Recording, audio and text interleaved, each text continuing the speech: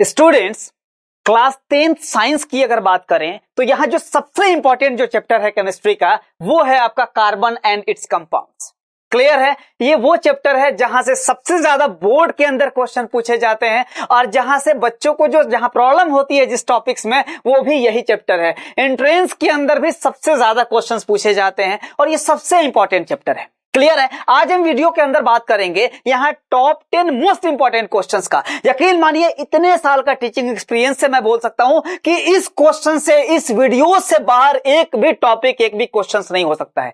आप बोर्ड के last minute तक आप इस वीडियोस को प्रैक्टिस करते रहिएगा और आपको ये लास्ट टाइम तक काम आएगा। बोर्ड के आखिरी दिन तक यहां से बाहर एक भी क्वेश्चंस नहीं पूछा जाएगा। मैं आपसे इस बात की गारंटी दे सकता हूं।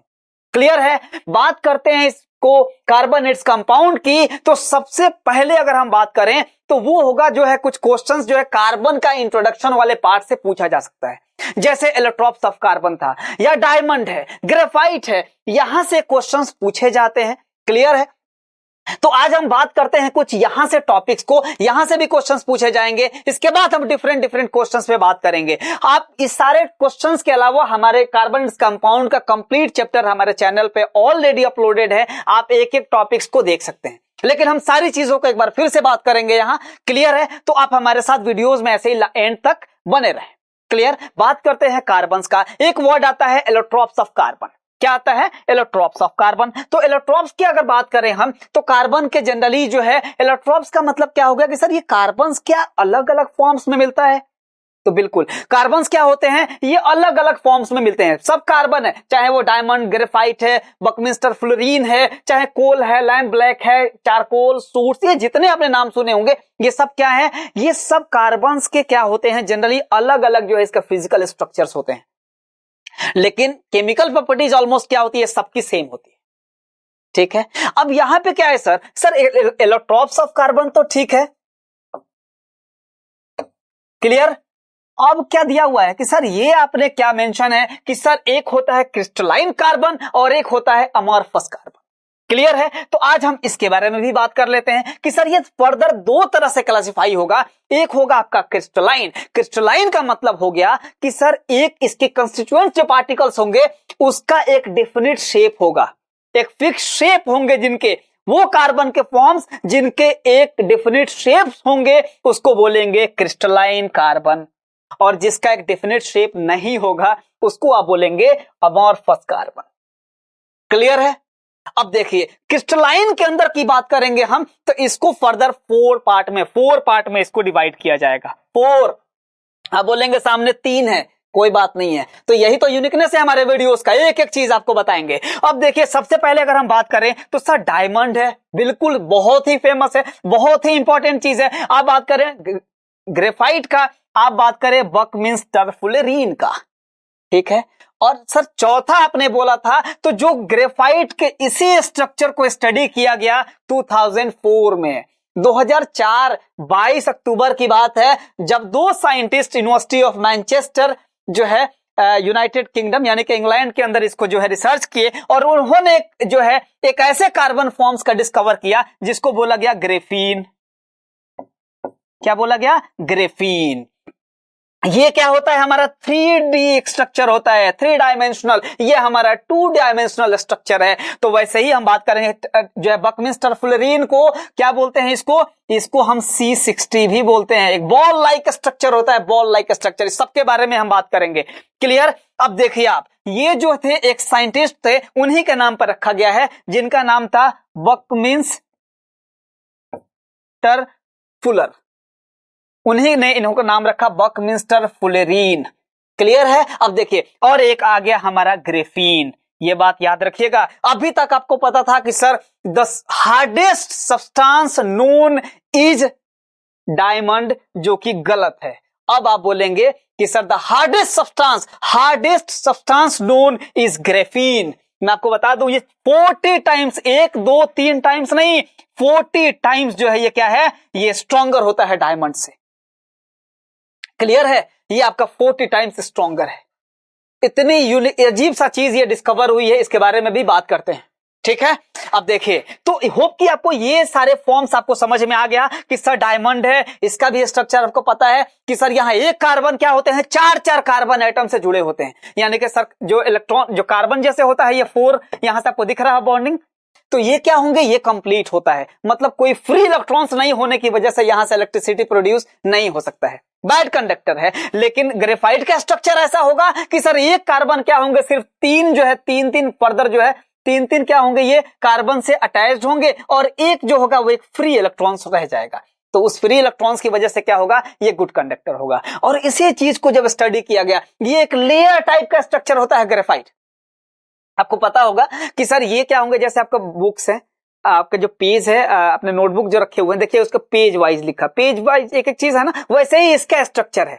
हम बहुत अच्छे से इसका स्ट्रक्चर में बात करेंगे, इसका मॉडल्स लाके हम आपसे बात करेंगे इसके बारे में, ठीक है ना। तो ये एक एक स्ट्रक्चर होता है, क्लियर। अब क्या किया गया, एक एक, जैसे आप पेंसिल से लिखते हैं ना, ये पेंसिल्स में मिलता है ग्रेफाइट, अब पेंसिल से अगर आपने कुछ लिखा है तो एक क्या होगा, एक लेयर उस पेज पे रह जाएगा, फिर फर्दर लिखेंगे, एक और लेयर हट गया, एक और लेयर, एक और, इसी तरह से क्या होता है, फिर आपको शार्पनर की जरूरत होती है। तो वही चीज आप समझिए, एक एक लेयर को, और वही हुआ इसके साथ, ग्रेफीन के साथ, उसके लेयर्स को, एक एक लेयर को जो है उसको स्टडी किया गया, ठीक है ना। अब क्या हुआ, ये जो इसको स्टडी करके सिंपली सेलो टेप्स के हेल्प से एक एक उसका परत को हटाते गए, एक एक लेयर्स को हटाते गए, और सबसे लास्ट में एक लेयर, ऐसा लेयर उनको मिला कि सर ये तो इतना, एक तो लाइट, बिल्कुल हवा के जैसे एकदम हल्का, एकदम हल्का, और ऊपर से क्या हुआ कि सर ये अगर बात करें सर इसके tensile strength, load bearing capacity की बात करें ना, तो ये आपका 200 गुना ज्यादा जो है टेंसाइल स्ट्रेंथ होगा, किससे, आपको स्टील से। सोच सकते हैं क्या अजीब सा चीज ये डिस्कवर हुआ है, 2004 में हुआ है अभी, ठीक है ना। और इनको जो साइंटिस्ट थे, इन साइंटिस्ट को 2010 में जाके क्या हुआ, इनको नोबेल प्राइज भी मिला फिजिक्स के अंदर इनको, ठीक है ना। अभी मैं बात करता हूं साइंटिस्ट पे भी, क्लियर। तो खैर यहां से आपको बात समझ में आ गई है। और उसके बाद बात करते हैं अमॉर्फस कार्बन की। तो यहां पे सर जैसे आपने coal, lamp black, charcoal and soot, ये सब कार्बन के टीनी पार्टिकल्स होते हैं, छोटे छोटे पार्टिकल्स होते हैं। सूट आपने नाम सुना होगा, क्लियर है। तो ये अमॉर्फस के अंदर आते हैं, जिसका कोई डेफिनेट जो है इसके कंस्टिट्यूएंट्स पार्टिकल्स का कोई डेफिनेट शेप नहीं होता है, ठीक है ना। अब आप बात कर रहे हैं तो इस कोल को फर्दर 2 तरह से इसको डिवाइड किया गया है, क्लियर। एक का नाम है Coke and second one is gas carbon, ठीक है ना। अगर फर्दर चारकोल का भी अगर हम क्लासिफाई करें तो आपने नाम सुना होगा चारकोल में भी कि सर जैसे would charcoal, bone charcoal and sugar charcoal, ये आपने नाम सुना होगा, क्लियर है। तो यहां से हम बात करते हैं, थोड़ा ये इंटरेस्टिंग पार्ट था, तो मैं सोचा आपको ग्रेफीन के बारे में भी थोड़ा बहुत आपको इंफॉर्मेशन दे दूं, ठीक है ना। इसके बाद हम बात करते हैं, फिर नेक्स्ट अपने क्वेश्चंस पे मूव करते हैं, क्लियर। अब बात करते हैं हम, देखिए 2 तरह से, ओके, मैं आपको लिखता हूं ग्रेफीन के बारे में थोड़ा सा, तो ये आप लोग मिला लीजिए, क्लियर। थोड़ा बहुत आप लोग देख लीजिए, ठीक है। एक साइंटिस्ट है एंड्रे गाइम, क्लियर। एक साइंटिस्ट है कौन, उनका नाम है एंड्रे गाइम, बात 2004 की है, कब की है। और एक दूसरे का नाम है कॉन्स्टेंटाइन नोवोसेलोव,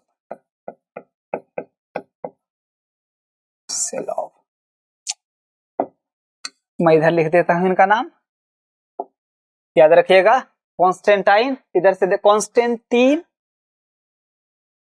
नोवोसेलोव,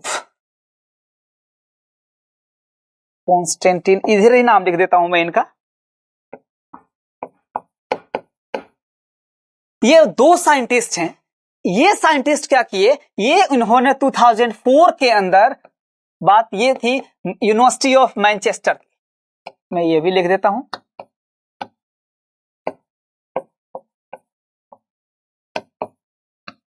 यूके यानी कि इंग्लैंड के अंदर, ठीक है। ये है 22 अक्टूबर, क्लियर। अब देखिए ये क्या हुआ, ये 2 साइंटिस्ट जो थे, एक का नाम था जो है Andre Geim and second one this is the Constantine Novoselov. ये दोनों लोग क्या किए, डिस्कवर किए इसी ग्रेफीन का, क्लियर है। ये दोनों को क्या हुआ, इन्होंने एक ऐसा चीज को डिस्कवर किया जो कि ये सब जो अभी तक जो हम बोलते थे कि sir the hardest substance known this is diamond, अब जो हो गया वो ग्रेफीन हो गया।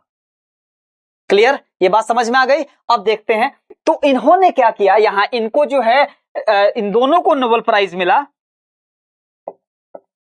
ये बात भी आप याद रखिएगा। इनको जो नोबेल प्राइज मिला वो मिला 2010 में। क्लियर, 2010 के अंदर इनको क्या हुआ, नोबेल प्राइज मिला इनको फिजिक्स में। क्लियर है, ये जो है इनको इसी डिस्कवरी के लिए, ग्रेफीन का डिस्कवरी के लिए इनको क्या मिला, इनको जो है नोबेल प्राइज मिला, और वो जो था इनको 2010 के अंदर मिला। क्लियर है, तो यहां से आपको समझ में आ गया ये इतना बड़ा ये डिस्कवरी जो है बहुत कुछ चेंज कर सकता है अभी आने वाले टाइम के लिए। इतना लाइटर है, इतनी लाइट जो चीज है ये, कि अगर इससे रॉकेट्स का भी अगर मैन्युफैक्चरिंग जब किया जाएगा तो इसको जो है बड़े से बड़े जो है, अगर आप रॉकेट्स को भी आप इसको मैन्युफैक्चरिंग कर डिजाइन कर सकते हैं इससे, क्योंकि ये इजी वे में इतना लाइटर होगा ये कि आप कहीं भी इसको कितना भी दूर तक आप इसको फर्दर रिसर्च के लिए यूज कर सकते हैं। दूसरी चीज क्या यूज कर सकते हैं, जो एरोप्लेन्स के जो पार्ट्स बनाए जा सकते हैं, बड़े से बड़े एरोप्लेन्स बनाया जा सकता है जिसमें आपको वेट का जो है ये प्रॉब्लम नहीं आएगा। और अगर बात करें तो सर ये तो मैं आपको बता ही दिया कि ये क्या है, ये 40 टाइम्स ज्यादा जो है स्ट्रॉन्गर है किससे, ये डायमंड से। क्लियर, ये 40 टाइम्स ज्यादा है और 200 टाइम्स ज्यादा इसका टेंसाइल स्ट्रेंथ है स्टील से। यानी कि लोड बियरिंग जो कैपेसिटी है, लोड बियरिंग कैपेसिटी वो जो है स्टील से 200 टाइम्स ज्यादा है। तब सोच सकते हैं कि कितना यूनिक चीज ये डिस्कवर हुआ है। और ये डिस्कवर जो है इसके साथ बहुत सारी चीजों में, वाटर तक को इससे प्यूरिफाई करके देख, ये जो है इसको चेक हो गया, और ये वन स्टेप के अंदर ये कितना भी सॉल्टी हो, यानी कि जो सी वाटर है उसको एक स्टेप में इसको प्यूरिफाई कर देता है। ये ऐसी चीज है। अब आजकल का आरओ वगैरह में क्या है, अलग अलग टाइप के उसमें जो है प्रोसीजर लगे होते हैं, अलग अलग टाइप से वो उसको प्यूरिफाई करता है। लेकिन अभी क्या, ये सिर्फ एक वन स्टेप के अंदर इसको प्यूरिफाई करके दे देगा, बाद में पानी का भी झंझट खत्म। तो ये बहुत सारी चीजें यूज हो सकती हैं और अभी इसके ऊपर काम चल रहा है, ठीक है ना। तो जब ये इसको फर्दर जितनी चीजें बहुत सारे फील्ड में यूज हो सकता है ये हर चीज के अंदर। क्लियर है, बात करते हैं हम अपने नेक्स्ट क्वेश्चंस का। तो यहां से भी एक क्वेश्चन जो है पूछा जा सकता है, बहुत बार डायमंड से रिलेटेड चीजें पूछा जाता है, जो कि 3 डायमेंशनल स्ट्रक्चर होता है सर। ये जो है अगर बात करें इसके अंदर डायमंड के अंदर, तो सर यहां एक चीज मैं आपको कुछ ऐड कर दूं, इसके बारे में भी बता दूं आपको डायमंड से भी रिलेटेड, कि सर अब तो यहां भी स्पेस नहीं है, चलो मैं कुछ बात बता दूं आपको कि सर डायमंड का जो बात करें तो ये सबसे पहले जो है इसकी डिस्कवरी वगैरह भी जो हुई थी, ये सबसे ज्यादा जो फेमस था वो था हमारा यहाँ इंडिया में ही। देखिए इंडिया के अंदर ही अगर हम बात करें तो आपने नाम सुना होगा इस डायमंड के अंदर कोहिनूर का।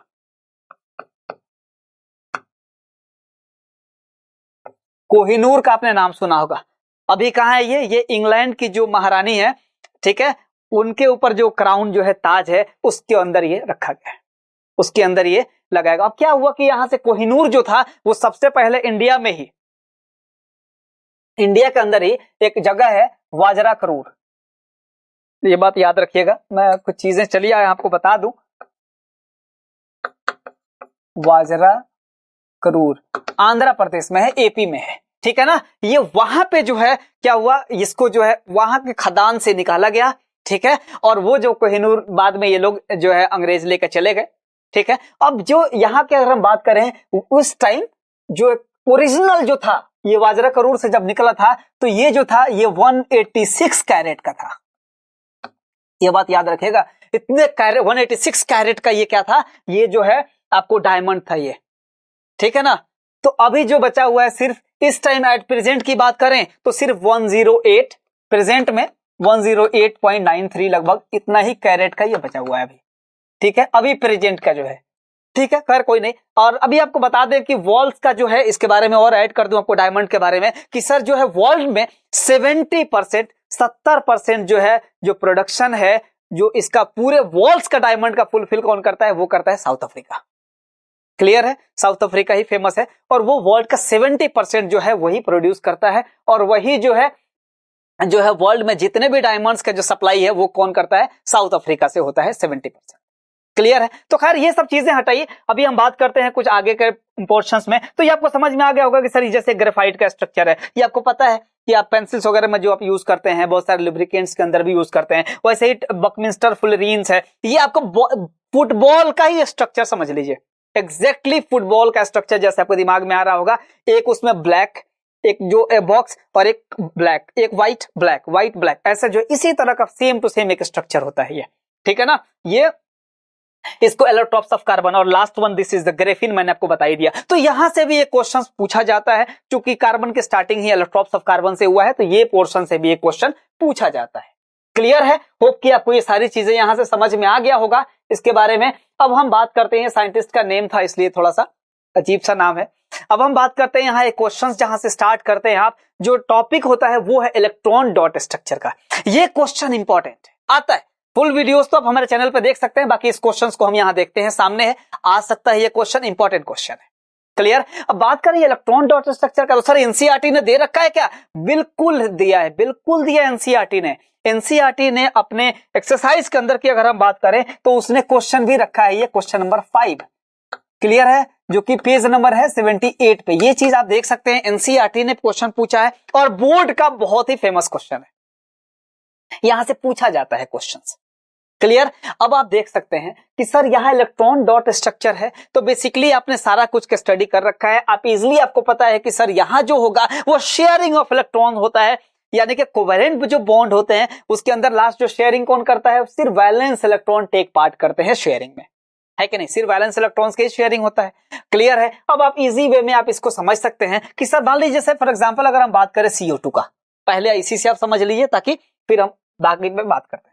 तो कार्बन, देखिए अगर आपको CO2 को करना है, ठीक है, ऑक्सीजन 2 है, यहां पे देखिए आपको। क्लियर? अब यहां पे क्या होगा कि सर हमारे पास जो इलेक्ट्रॉन्स हैं, क्योंकि ऑक्सीजन के अंदर टोटल इलेक्ट्रॉन्स 8 होते हैं, कन्फिगरेशन करिएगा तो 6 इलेक्ट्रॉन बचा, यानी कि यही वो होंगे, यही इलेक्ट्रॉन्स वैलेंस इलेक्ट्रॉन जो कि जो टेक पार्ट करेंगे यहां शेयरिंग में। तो हम क्या करेंगे कि सर यहां पे देखो 2 इलेक्ट्रॉन इधर रख दीजिए, 2 इधर रख दीजिए, 2 यहां रख दीजिए, हो गया इसका। कार्बन के ऊपर की बात करें तो 4 वैलेंस इलेक्ट्रॉन्स होंगे, तो 2 आप इस साइड रख दीजिए, 2 को इस साइड रखिए। वैसे ही ऑक्सीजन है तो यहां पे मेरे को पता था कि 6 है, तो यहां आप रख दीजिए इजिली वे में, ठीक है। अब क्या करेंगे कि सर ये जो होगा ये बोलेगा कि भाई देखो हम एक दूसरे से शेयर कर लेते हैं, शेयरिंग इज केयरिंग वाला जो है फंडा अपनाते हैं, और ये क्या करेंगे 6 इलेक्ट्रॉन इसके पास है और 2 इस कार्बन का लेकर बेचारा बोलेगा लाओ मैं भी स्टेबल हो गया। क्लियर? वैसे ही ऑक्सीजन है तो इसके पास 6 था, 2 ये बोलेगा कार्बन से कि भाई तुम अपना भी दो कि मैं भी इधर से स्टेबल हो जाऊं, और ये कार्बन भी क्या कहेगा देख भाई 4 मेरे पास है और 2 ये तुमसे हम लेके हम भी क्या होंगे स्टेबल हो जाते हैं। मतलब देखिए इसके अंदर भी 8 इलेक्ट्रॉन्स ये क्या होंगे एक दूसरे के साथ शेयरिंग कर लेंगे। बिल्कुल आसान भाषा में आपको समझ में आ गया होगा, ठीक है ना। वैसे ही अगर हम बात करें यहां जैसे CCl4 है, क्लियर, तो आप देख सकते हैं CCl4 के अंदर आप क्या कर सकते हैं कि सर जैसे एक कार्बन है, ठीक है ना, जो CCl4, क्लियर। अब आप देख सकते हैं यहां कि सर ये कार्बन है और ये चारों तरफ से क्या है, यहां से क्लोरीन लगा हुआ है, ये क्लोरीन है, इधर का क्लोरीन है, इधर से क्लोरीन, इधर का क्लोरीन। क्लियर? तो आप जल्दी जल्दी इसको बना सकते हैं कि सर इसके जो वैलेंस इलेक्ट्रॉन होंगे ये 4 होंगे, तो ये बेचारे को इधर इधर दे दीजिए। क्लियर? क्लोरीन है, क्लोरीन के अंदर जो वैलेंस इलेक्ट्रॉन्स होते हैं वो कितने होते हैं 7, तो 7 में क्या करेगा ये कि सर 2 इधर कहीं रख दो, 2 इधर रख दो, 6 होगा, 1 इसको दे देगा। क्लियर? और वैसे ही क्या करेगा एक यहां रख देगा। क्लियर है? एकदम बिल्कुल आसान भाषा में आप समझते चले जा रहे हैं। एक यहां रख देगा, 2 2 और 2। क्लियर? वैसे ही ये करेगा। क्लियर? अब ये क्या करेंगे, ये सब एक दूसरे के साथ ऐसे शेयरिंग करके बेचारा ये बोलेगा कि सर एक आपका लेकर मैं भी स्टेबल हो जाऊं। क्लियर? वैसे ही ये होगा तो ये भी बेचारा इधर से स्टेबल हो जाएगा, ठीक है, ये भी स्टेबल हो गया, ये भी इसको लेके स्टेबल हो गया, और बाद में ये क्या करेगा 2 2 2 और 2 ये मिलके 8, ये भी जो होगा क्या होगा, ये भी स्टेबल हो जाएगा। क्लियर? तो यहां आप देख सकते हैं कि इसके अंदर जो है देखिए यहां फर्दर जो है आपको समझ में आ गया कि सर यहां जो इलेक्ट्रॉन की शेयरिंग 4 इलेक्ट्रॉन्स की शेयरिंग हुई है, 4 इलेक्ट्रॉन्स का मतलब डबल बॉन्ड, यहां पे भी 4 इलेक्ट्रॉन्स का मतलब डबल बॉन्ड, और जो यहां पे देखिए यहां पे सिंगल बॉन्ड का ही आपको फॉर्मेशन होगा। इसका मतलब है कि ये क्या करेगा ये क्लोरीन जो है इसके पास सिंगल सिंगल बॉन्ड का फॉर्मेशन करेगा। क्लियर?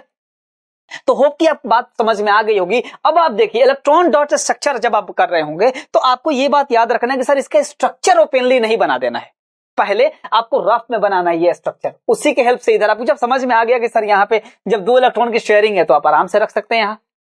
क्लियर है ना? पर वैसे ही चीज है। देखिए अब हम बात करते हैं यहां, चलिए इसके बारे में भी थोड़ा सा देख लेते हैं, इथेनोइक एसिड का भी देख लेते हैं, प्रोपेनॉन का भी देख लेते हैं। ठीक है, तो ये देखिए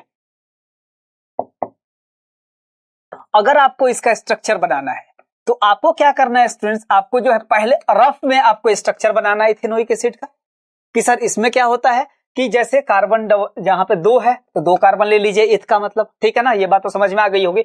अब क्या करेंगे आप कि सर भी यहाँ पे ये वाला भी स्टेबल हो गया, ठीक है ना, ये भी भाई यहाँ स्टेबल हो गया पूरा ऑक्सीजन के साथ, और ये भी इधर से स्टेबल हो गया। तो आप देख सकते हैं इसको इजी वे में आप इसके स्ट्रक्चर के हेल्प से आप बना सकते हैं। ठीक है, अगर जो था जैसे एक क्वेश्चन आपको प्रोपेनॉन का दे रखा है तो स्ट्रक्चर अगर आपने बनाना सीख लिया तो आपको ये क्वेश्चन जो है इजी हो जाएगा। प्रोपेनॉन में क्या कर सकते हैं, आपको पता है कि प्रोपेनॉन का मतलब टोटल कितने कार्बन हो गए, आपको 3 कार्बन कितने हो गए 1 2 3। ठीक है, प्रोपेनॉन के अंदर जो है ONe की वजह से ये कीटोन ग्रुप का है, और कीटोन का मतलब क्या होगा, उसमें कार्बन जो है ऐसे डबल बॉन्ड का स्ट्रक्चर बनेगा। देखिए सिर्फ कार्बन डबल बॉन्ड ऐसे। क्लियर? तो आप क्या करेंगे, प्रोपेनॉन में एक चीज का ख्याल रखिएगा कि आपको ये कहीं भी साइड में दोनों तरफ से फर्स्ट और लास्ट कार्बन के ऊपर आपको प्रोपेनॉन में ये जो आपको फंक्शनल ग्रुप को पुट नहीं करना है, नहीं तो वो फिर क्या बन जाएगा, वो ऑल्डिहाइड हो जाएगा। इस वजह से आपको क्या करना है, इसको बीच में कहीं आपने ऑक्सीजन रख देना है। क्लियर? जब आपने फंक्शनल ग्रुप रख ही दिया तो बचा क्या, अब इसमें कुछ है ही नहीं। अब क्या होगा कि भाई ये कार्बन के ऊपर फर्दर कितने आ जाएंगे, हाइड्रोजन कंप्लीट होगा, 1 इधर से बॉन्ड है 1 2 एंड 3 ये हो गया। ये कार्बन के ऊपर देखिए 2 इधर से है, एक इधर है, तो इसको कोई जरूरत नहीं है। इस कार्बन के ऊपर फर्दर क्या हो जाएंगे 3। अब जब आपको ये स्ट्रक्चर आपको पता चल गया तो स्ट्रक्चर के हेल्प से आप क्या कर सकते हैं, आसानी से आप इलेक्ट्रॉन डॉट स्ट्रक्चर आप इसी हेल्प से आप बना सकते हो। कि ये बात आपको समझ में आ गया होगा। तो ये क्वेश्चन पूछा जाता है बार बार जो है यहां से आपको, जैसे इथेनोइक एसिड का है H2S हाइड्रोजन सल्फाइड है, ये भी आपको समझ में आ गया होगा आसानी से कि सर यहां से देखिए ये दोनों तरफ से हाइड्रोजन है और आप आसानी से इसका स्ट्रक्चर आप बना सकते हैं। वैसे ही F2 है, कार्बन टेट्राक्लोराइड है, ये सारी चीजों से आप इजी वे में बना सकते हैं। क्लियर? तो ये इंपॉर्टेंट क्वेश्चन है, बस इसलिए मुझे कहना था। बाकी सारे फुल जो है इसके कांसेप्ट को समझने के लिए आप हमारे वीडियोस को फॉलो करें। ठीक है ना? अब देखिए नेक्स्ट जो हो सकता है, यहां एक इंपॉर्टेंट जो क्वेश्चन होता है वो होता है how many structural isomers can we draw for pentane. Clear? ये आप देख सकते हैं, ये बहुत ही इंपॉर्टेंट क्वेश्चन है और आपको समझ में भी आ रहा होगा कि हाँ सर ऐसे क्वेश्चंस आ सकते हैं। क्लियर? बिल्कुल आएगा ये। अगर हम बात करें क्या सर ये एनसीईआरटी के अंदर कहीं क्वेश्चन दिया हुआ है, तो बिल्कुल दिया है। आपके अगर एनसीईआरटी का बुक अगर आपके सामने होगा तो आप जाएं पेज नंबर 68 पे। क्लियर है? देख लीजिएगा स्टूडेंट्स, एक चीज मैं आपको बता दूं, इनटेक्स्ट का क्वेश्चन है, इनटेक्स्ट के अंदर पहला ही क्वेश्चन दे रखा है फर्स्ट वन कि sir how many structural isomers can we draw for pentane. बार बार ये क्वेश्चन पूछा गया है, हर साल का क्वेश्चन, इंपॉर्टेंट क्वेश्चन है ये। क्लियर? अब हम बात करते हैं, जब आइसोमर्स पढ़ा रहा था तो सारे चीज मैंने पढ़ा रखा है, फिर भी यहां पे एक बार हम लोग इस चीज को रिवीजन कर लेते हैं। अब देखिए ये क्वेश्चन है एनसीईआरटी के अंदर, तो इंपॉर्टेंट क्वेश्चन है, 3 मार्क्स के अंदर भी ये क्वेश्चन को पूछा जाता है आइसोमर्स में। आइसोमर्स के अंदर आपको समझ में आ गया होगा कि सर इन लोगों को क्या होंगे कि सर जो फॉर्मूला है, जनरली जो केमिकल फॉर्मूला होगा वो तो सेम होगा, लेकिन इसके स्ट्रक्चर्स डिफरेंट होंगे आइसोमर्स में। क्लियर? हम जो है फॉर्मूला, जैसे एक पेंटेन है, आप अगर पेंटेन अगर आपको लिखना है तो आप समझ लीजिए कि सर यहाँ पे हमें क्या करना है, फर्स्ट वन अगर आपको, तो पेंटेन का मतलब आपको कितने टोटल जो है 5 कार्बन हो गए। क्लियर? अब ये 5 कार्बन क्या होंगे, फर्दर जो है ऐसे हाइड्रोजन से ऐड होंगे। कोई दिक्कत हो तो बताइए यहां। क्लियर? इसको क्या लिखते हैं, अब जैसे आपको पेंटेन है तो पेंटेन का मतलब हो गया कि सर C5 और H कितना हो जाएगा, वो होगा 12। कितना होगा देख सकते हैं, C5H12। चूंकि ये क्या है, अल्केन ग्रुप के हैं, आपको पता है कि ये क्या होंगे, इसका जनरल फॉर्मूला होगा CnH2n+2, यानी कि हाइड्रोजन का नंबर क्या होगा, कार्बन के डबल से 2 ज्यादा होगा, तो ठीक है, ये हमारे सामने है। अब इसको हम कंडेंस्ड करें, कंडेंस्ड फॉर्मूले में अगर हम इसको बात करें तो वो क्या होगा, आप देख सकते हैं इस C के ऊपर देखिए, इस कार्बन पे कितने हाइड्रोजन है, 3 है, तो इसको आप ऐसे लिख सकते हैं CH3। इसके ऊपर कितना है, 2 है, तो CH2, इसके ऊपर CH2, CH2 एंड CH3। अब ये देखिए ये कितना और स्टैंडर्ड हो गया थोड़ा, तो इसको बोलेंगे हम एन पेंटेन। क्या बोलेंगे इनको,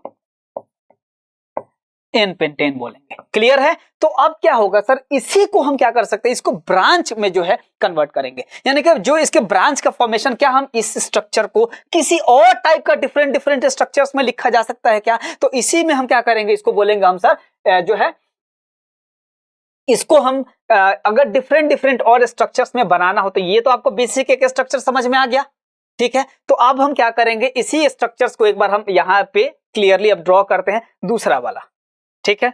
तो अब हम यहां से हमें कुछ हटाना पड़ेगा, ये होप कि आपको ये बात समझ में आ गई होगी, ठीक है। तो अब देखिए,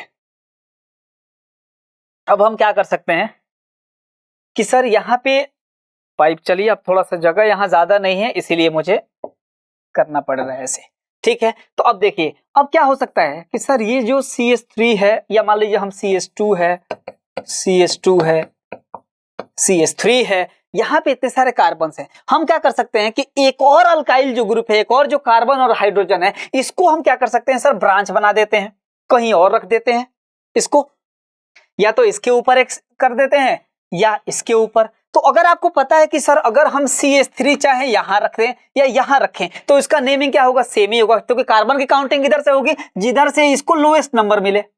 तो लोएस्ट नंबर किधर से है, 1 2 3 4, तो हम इसको कंसीडर करेंगे। और अगर इसको यहां रखते तो फिर भी हमारा नाम क्या होगा, 2 ही मिथाइल होगा। ये तो आपने स्टडी कर रखा है ऑलरेडी, तो ये 2 मिथाइल की वजह से चाहे आप यहां रखें और चाहे आप यहां रखें। क्लियर है। तो अब एक और चीज का ख्याल रखेंगे कि सर ये जो होगा, यहां से जो कार्बन, एक हाइड्रोजन यहां हट जाएगा, ये हाइड्रोजन क्या होगा, यहां हट जाएगा एक, तभी तो जाकर CH3 आएगा। तो अब इसका नाम क्या हो जाएगा, इसका नाम हो जाएगा आपको 2, देख लीजिए ये क्या होगा, इसका नाम हो गया 2 मिथाइल, 2 मिथाइल। और देखिए 1 2 3 4 कार्बन है, इस वजह से इसका नाम हो जाएगा ब्यूटेन। क्लियर। अब जिसको दूसरा नाम अगर इसको हम बात करें तो ये होगा आइसोपेंटेन, ये बात भी आप याद रखिएगा। क्लियर है। तो होप कि आपको ये बात समझ में आ गया होगा कि सर ये जो है इसको डिफरेंट डिफरेंट स्ट्रक्चर्स के फॉर्म में लिखा जा सकता है। इंपॉर्टेंट क्वेश्चन है, इसलिए आपको ये बात बिल्कुल अच्छे से आप प्रैक्टिस कर लीजिए इसको। क्लियर है। अब हम बात करते हैं एक और जो है इसका स्ट्रक्चर को, तो वो स्ट्रक्चर्स के अंदर जो है अगर हम बात करें तो ये आप देख सकते हैं यहां, चलिए एक और स्ट्रक्चर बनाते हैं। तो सर ये क्या हो जाएगा, CH3C। यहां पे इस स्ट्रक्चर्स के ऊपर आप देख सकते हैं, देखिए क्लियर। अब यहां पे भी कितने हैं, अभी भी वही कार्बन और हाइड्रोजन का नंबर आप काउंट करिए, सेम ही है, ठीक है ना। तो क्या होगा कि सर अगर ऐसा हमने स्ट्रक्चर बना दिया, ठीक है ना, तो इस स्ट्रक्चर को हम क्या बोलेंगे, देखिए कार्बन की अगर हम काउंटिंग करें यहां से आपको समझ में आ जाएगा कि सर 1 2 3, ठीक है। यहां पे कौन, इधर से भी काउंट करेंगे तो इधर से लोएस्ट नंबर 2 पे ही आ रहा है, तो इस वजह से इसका नाम हो जाएगा आपको, ये देख लीजिए यहां क्या होगा, ये देखिए ये जो मिथाइल है ये 2 बार है, ये 2 पे भी मिथाइल है और 2 पे भी मिथाइल है, तो इसका नाम हो जाएगा 2 di methyl, 2 di methyl. Carbon की काउंटिंग की है तो 1 2 3 हुआ है, ठीक है। तो ये हो गया methane ethane propane, propane. Clear. Hope कि आपको ये बात समझ में आ गया होगा। और इसको हम बोलते हैं नियोपेंटेन का दूसरा नाम क्या लिखेंगे हम स्टूडेंट्स, वो बोलेंगे हम नियोपेंटेन। क्लियर। मैं यहां पे लिख देता हूं इसका नाम, ये हो जाएगा क्लियर। तो होप तो कि आपको बात समझ में आ गया होगा। ये भी क्वेश्चन जो है इंपॉर्टेंट है, ये आता है ये क्वेश्चन, और यहां से इस क्वेश्चंस को आप प्रैक्टिस कर सकते हैं इजी वे में, ठीक है। और यहां से भी एनसीईआरटी का भी क्वेश्चन था।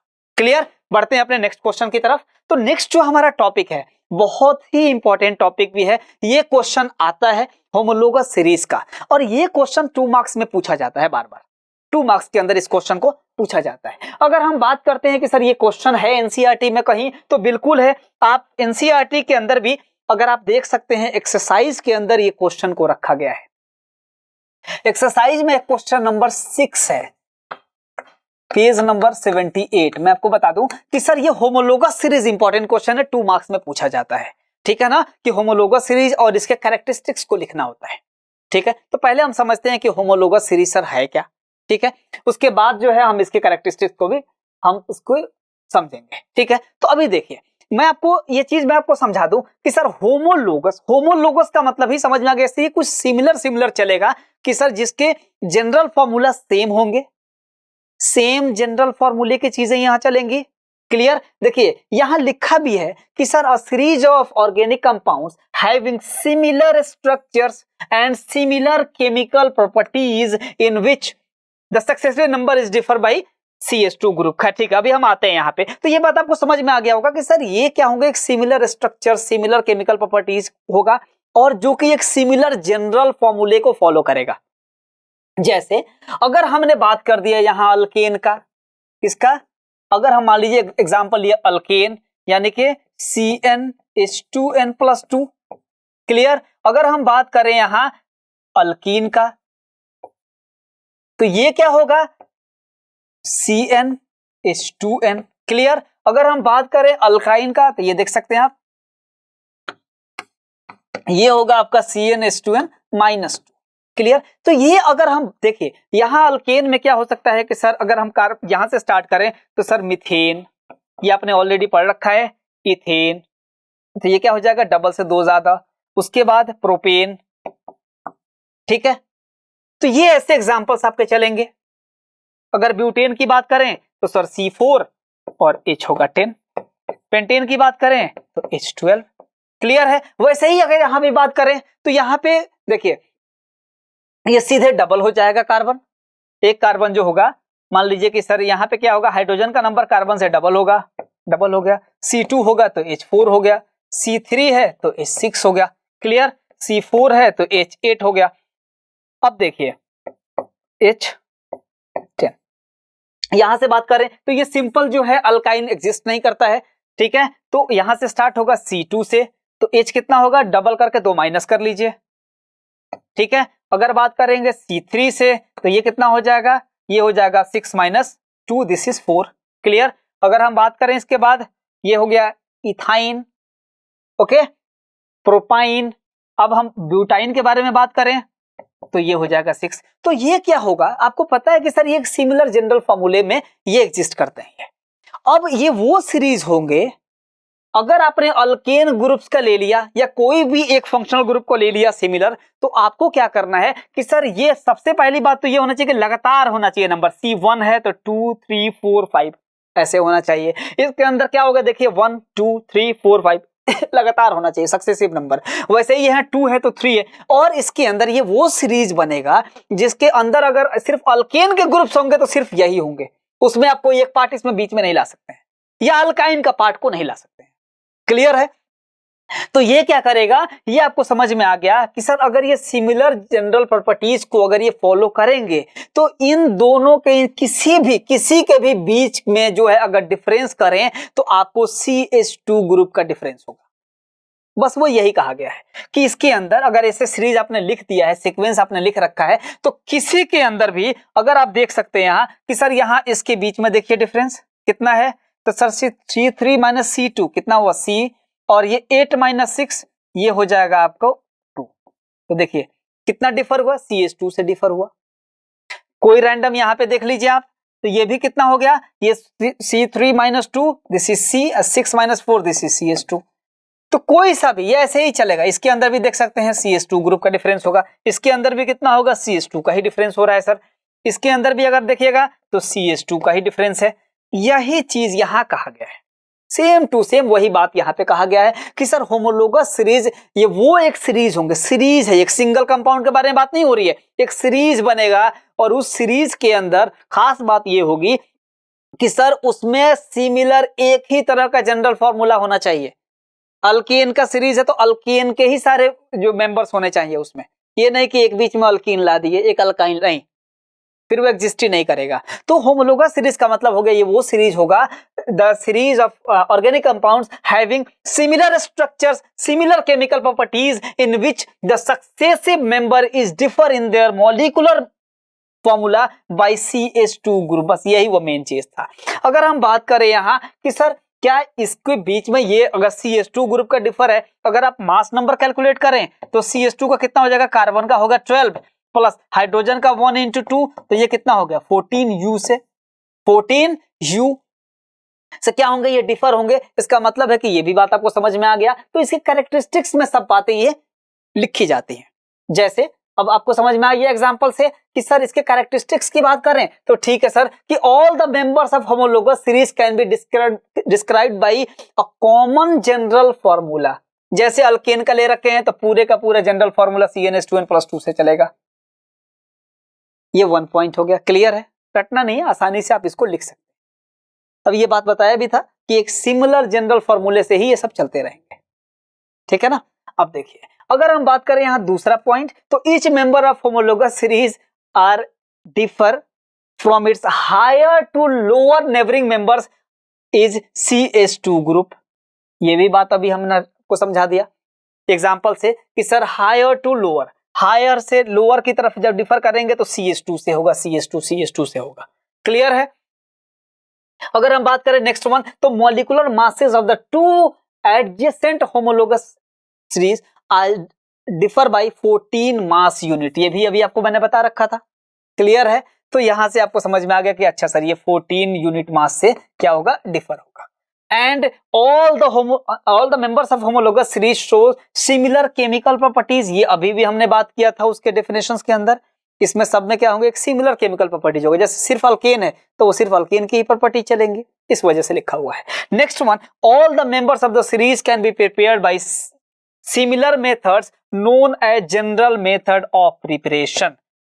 ये भी बात सही है क्योंकि एक सीरीज के होंगे तो उनका जो जनरल मेथड होगा प्रिपरेशन का वो एक जैसा होगा, चाहे वो अगर वो मेंबर्स अल्केन के हों या वो मेंबर्स अल्कीन के हों, अल्काइन के हों, या कोई भी फंक्शनल ग्रुप के अंदर चाहे वो अल्कोहल हो, चाहे वो मिथिनॉल हो, इथिनॉल, प्रोपेनॉल, ब्यूटेनॉल, पेंटेनॉल, तो लगातार होना चाहिए ये एग्जांपल्स। ये नहीं कि एग्जांपल्स के अंदर मिथिनॉल लिख दिए, इथिनॉल को छोड़कर आप प्रोपेनॉल पे चले गए, प्रोपेनॉल के बाद आपने ब्यूटेन स्किप करके आप पेंटेनॉल पे चले गए, तो वो सीरीज को नहीं माना जाएगा होमोलोगस सीरीज, ठीक है ना। एकदम बिल्कुल एक C1 है तो C2, C3, C4 को ऐसे फॉलो करना होगा, क्लियर है। होप कि आपको ये पॉइंट समझ में आ गया होगा, ठीक है ना। अब हम बात करते हैं यहाँ कि सर ये एक वो क्वेश्चन है कि जहां से आपको फंक्शनल ग्रुप क्लियर होना चाहिए कि सर अगर फंक्शनल ग्रुप हमारा क्लियर है तो ये स्ट्रक्चर आप इजिली ड्रॉ कर सकते हैं।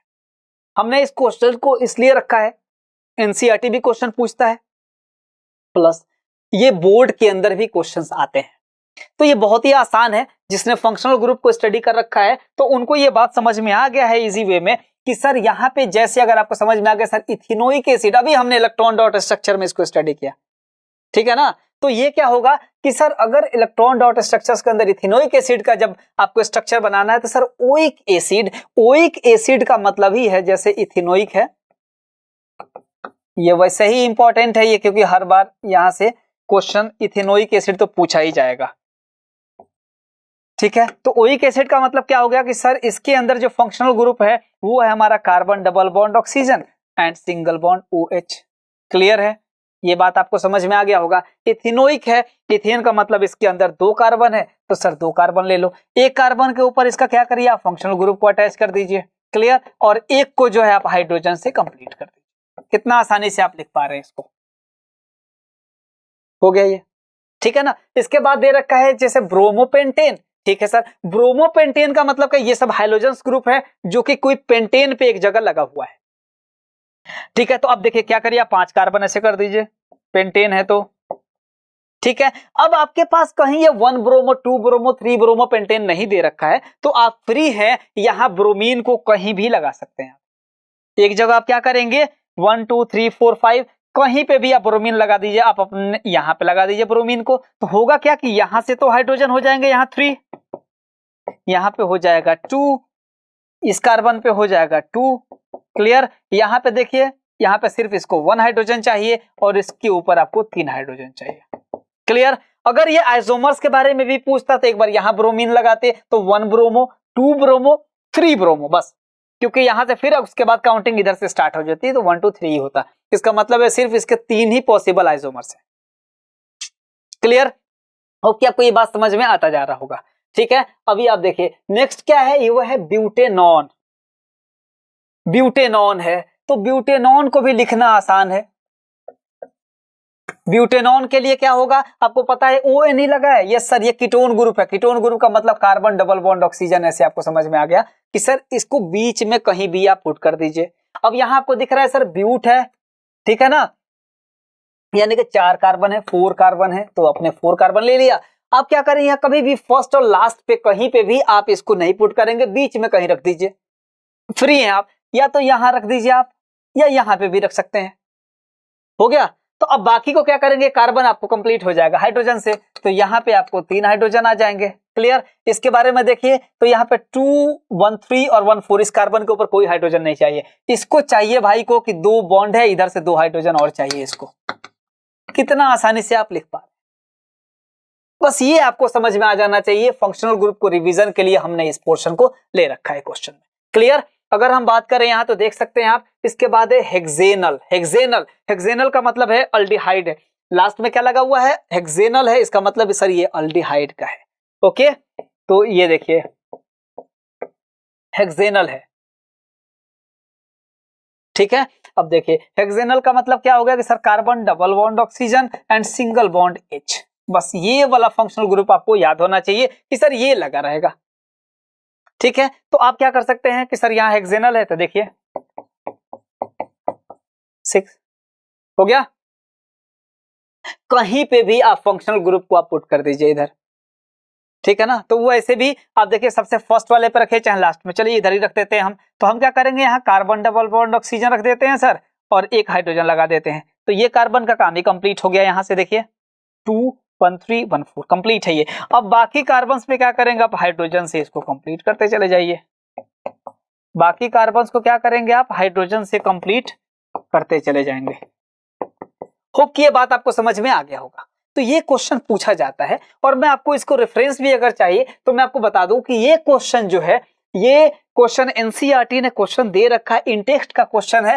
पेज नंबर आप जाएंगे तो आप 69 के ऊपर आप देखिएगा, तो ये question number 4 and question number 5, ये 2 क्वेश्चन दिए हैं, एनसीईआरटी ने भी इसको मेंशन कर रखा है, और ये बिल्कुल टॉपिक है। तो कार्बन कंपाउंड का टॉपिक है, तो जाहिर सी बात है इसको आपको सॉल्व करना ही पड़ेगा। क्लियर? और ये क्वेश्चन आ सकता है, ठीक है। तो अब आपको समझ में आ गया होगा कि सर यहां से अगर एक और जैसे दे रखा है ब्रोमोइथेन, आसानी से आप लिख सकते हैं ब्रोमोइथेन, और है आपका मिथेनल और हेक्साइन, ठीक है। तो देखिए इसको ब्रोमोइथेन अगर आपको लिखना होगा, मैं यहीं पे लिख देता हूं, तो देखिए 2 कार्बन है, ठीक है, इसका मतलब 2 कार्बन हो गया। और आपको क्या देखा है, एक कहीं भी आपको ब्रोमीन यहां पे आप पुट कर दीजिए, हो गया। तो ये आपका क्या बन गया, यहां से आप कंप्लीट कर लीजिए हाइड्रोजन से, हो गया। क्लियर? अगर हम बात करें यहां मिथेनल का, तो सर यहां पे क्या हो सकता है, यहां देखिए अल्डिहाइड ग्रुप है, तो अल्डिहाइड का मतलब कार्बन डबल बॉन्ड ऑक्सीजन और सिंगल बॉन्ड H। तो ये क्या हो गया सर, यहां देखिए 2 और 1 3 हुआ, यहां से एक हाइड्रोजन से कंप्लीट कर दीजिए, ये हो गया हमारा मिथेनल। मिथेनल, बोलिए। क्लियर? होप कि आपको बात समझ में आ गया। हेक्साइन दिया हुआ है, तो हेक्साइन के अंदर आपको पता है कि सर ये क्या होगा, ट्रिपल बॉन्ड होगा, ठीक है, क्योंकि वाई नहीं लगा हुआ है। स्ट्रक्चर्स के अंदर क्या होंगे, ट्रिपल बॉन्ड होंगे, क्योंकि ये अल्काइन ग्रुप का जो है एक मेंबर है हेक्साइन, ठीक है। तो यहाँ पे क्या होंगे कि सर यहाँ पे देखिए 1 2 3 4 5 6, क्लियर, 1 2 3 4 5 6 हो गया ये। अब क्या होंगे यहाँ पे सर, आपको कहीं पे भी एक ट्रिपल बॉन्ड लगा देना है, अब फ्री है, कहीं पे भी यहाँ पे एक जगह ही ट्रिपल बॉन्ड आप पुट कर दीजिए। अब आप चाहे यहाँ लगा दीजिए बीच में, हो गया। बाकी क्या होंगे, आपको ये आपको हाइड्रोजन से इसको कंप्लीट कर देना है, और कुछ करना ही नहीं है। इस कार्बन को तो चाहिए भाई 3, इसको भी चाहिए।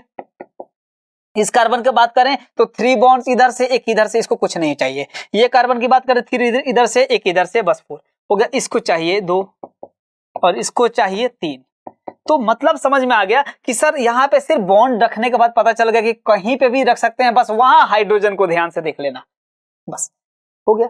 तो ये क्वेश्चंस आ सकते हैं और ये एनसीईआरटी ने भी क्वेश्चन पूछा है। एनसीईआरटी जो है आपका एक्सरसाइज के अंदर ये क्वेश्चन पूछता है और जो है या मैंने आपको बता दिया, रेफरेंस बुक सामने होगा तो आप देख सकते हैं इस क्वेश्चन को। क्लियर? अब अगर हम बात करें तो यहां पे एक क्वेश्चन है, इंपॉर्टेंट क्वेश्चन, वो है आपका जो है ये कन्वर्जन का क्वेश्चन। ठीक है, ये है हमारा जो है कन्वर्जन का क्वेश्चन है जो कि पूछा जाता है और एनसीईआरटी भी इस क्वेश्चन को लिखा है। तो बहुत बार क्या है कि सर ये इथेनॉल टू इथेनोइक एसिड या इथेनॉल टू इथीन या वेजिटेबल ऑयल्स टू वनस्पति घी, ये सारे कन्वर्जन करने हैं, ये कई क्वेश्चंस है क्या एनसीईआरटी के अंदर। तो एनसीईआरटी भी कन्वर्जन का क्वेश्चन पूछता है, एनसीईआरटी पूछता है इसको। ये भी आपको एनसीईआरटी नहीं दिया है, हालांकि इंपॉर्टेंट क्वेश्चन है और एनसीईआरटी इन टेक्स्ट के अंदर एक जगह इस क्वेश्चन को रखा है, कन्वर्जन के क्वेश्चन को रखा है। एनसीईआरटी का अगर आपके पास बुक होगा तो आप बुक के अंदर जा सकते हैं, पेज क्वेश्चन 1 ही है, चलिए मैंने पहले क्वेश्चन लिख दूं। इन टेक्स्ट का पहला ही क्वेश्चन है जो कि पेज नंबर 71, देख सकते हैं आप, अपना एनसीईआरटी की बुक ओपन करिए, आपको पता चल जाएगा कि सर ये पेज नंबर 71 के ऊपर ये क्वेश्चन दिया है कन्वर्जन का। ठीक है, तो हम बात करते हैं कन्वर्जन पे। ठीक है, तो अब देखिए सबसे पहले हम बात करें कि सर यहां पे आपको कन्वर्ट करना है और प्रोसेस का name the process and right the reaction, आपको सारी चीजें यहां लिखनी है। क्लियर? ठीक है, पहले हम बात करते हैं सर फर्स्ट वन। फर्स्ट क्या है सर? इथेनॉल का, इथेनॉल टू इथीन, कोई बात नहीं सर, लिखते हैं इसको, देखते हैं क्या है मामला। ठीक, अब देखिए ये आपने केमिकल प्रॉपर्टीज ऑफ जो है इथेनॉल के अंदर भी आपने ये स्टडी किया है, इस कन्वर्जन को याद करिए। और वो कन्वर्जन था हमारा डिहाइड्रेशन। क्या था? डिहाइड्रेशन, यानी कि रिएक्शन विद कंसंट्रेटेड H2SO4, ठीक है, सल्फ्यूरिक एसिड। ये आप देखिए, ये आपको याद होगा कि सर जब हम डिहाइड्रेशन कर रहे थे अल्कोहल का तो वहां पे जो था वो भी क्या था, यहाँ हीट करना है 170 डिग्री सेल्सियस पे, आपको क्या करना है, इसको हीट करते थे। ठीक है, तो ये क्या होता था कि सर जब डिहाइड्रेशन आप करेंगे, डिहाइड्रेशन का मतलब ही हो गया कि जैसे बॉडी डिहाइड्रेटेड हो जाती है, बॉडी से सारा पानी बाहर निकल जाना। सेम हाल यहां होगा, यहां से क्या होंगे, और वो भी किसके प्रेजेंस में, कंसंट्रेटेड H2SO4 के प्रेजेंस में होगा। तो जाहिर सी बात है, ये ऐसे भी पता है कि अगर कहीं बॉडी अगर स्किन पे भी गिर जाए तो क्या होगा, ये पूरे स्किन से मॉइस्चर को खींच लेगा, इतना खतरनाक चीज है।